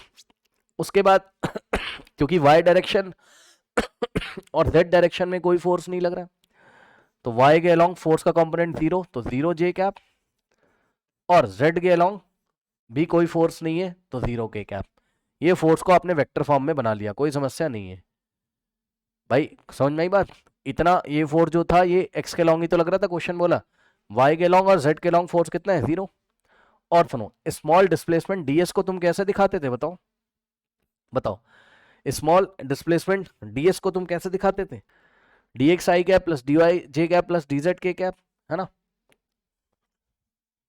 डीएक्स आई कैप प्लस डीवाई जे कैप प्लस डीजेड के कैप। वैसे तो बता दूं कि dy की वैल्यू भी जीरो और dz भी जीरो इस क्वेश्चन में, क्योंकि ना तो y के लॉन्ग डिस्प्लेस हुआ है, ना तो z के लॉन्ग, ओके, वो x के लॉन्ग ही डिस्प्लेस हुआ है। ऐसा क्वेश्चन में दे के रखा ना, x बराबर जीरो से कहाँ ले जा रहा है, टू, फिर भी हमने ऐसा लिख दिया, कोई दिक्कत नहीं होनी चाहिए। अब सुनो, अब आप क्या करोगे, अब आप क्या करोगे, ध्यान से चेक करो बच्चों, अब आप वर्क निकाल लोगे, स्मॉल वर्क। इस स्मॉल डिस्प्लेसमेंट में स्मॉल वर्क dw कितना आ जाएगा बताओ, वेक्टर f डॉट ds, दोनों का डॉट प्रोडक्ट। अब एक बार बता दूं, देखो, क्योंकि दोनों सेम डायरेक्शन में, दोनों सेम डायरेक्शन में, इसलिए वर्क आपका कैसा आएगा, पॉजिटिव आएगा। आप चेक कर लेना फाइनली, है ना? तो इन दोनों का डॉट प्रोडक्ट ले लो आप, आता है लेना, एफ डॉट डी एस का आता है। डॉट प्रोडक्ट कैसे करते हैं, आई का आई के साथ, तो चेक कर लो, आई के सामने ये रहा कंपोनेंट, भाई ये रहा ना आई का, और ये रहा आई के सामने, तो ये पूरा मल्टीप्लाई होगा किससे, डीएक्स के साथ। तो 10 plus 0.5 into D x, okay, correct. उसके बाद 0 इंटू डी वाई, जीरो, तो प्लस जीरो जे कैप, और प्लस, अब वैसे भी डी जेड डी वाई भी जीरो, ऐसी बात नहीं, जीरो इंटू जीरो जीरो आएगा, जीरो इंटू डी जेड कर लो, जीरो ही आएगा यार, लो, ठीक। इसको लिखने की जरूरत है नहीं, तो यहाँ से स्मॉल वर्क कितना आ रहा है, 10 प्लस 0.5, है ना, dx, ये सब खत्म हो जाएंगे, ठीक।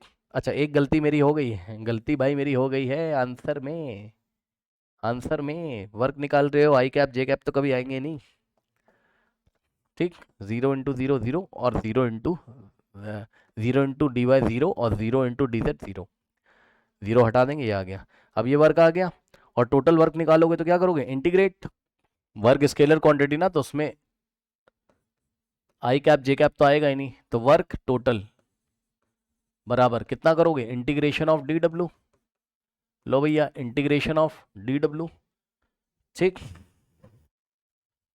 इसका इंटीग्रेशन, और लिमिट कहाँ से कहाँ लगेगी, x बराबर जीरो से लेके x बराबर टू तक, x बराबर जीरो से x बराबर टू तक, ठीक।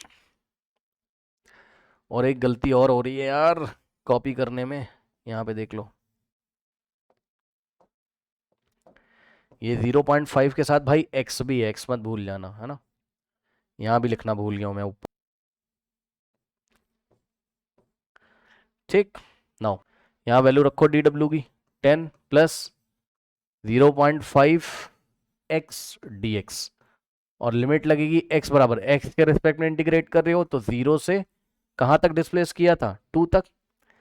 अब सॉल्व कर लो, इसका इंटीग्रेशन अलग से, यानी कि इंटीग्रेशन ऑफ 10, और इसको ऑपरेटर dx मिलेगा जीरो से टू तक, और प्लस इसका इंटीग्रेशन अलग से, यानी कि integration of 0.5 x D x, zero से टू तक।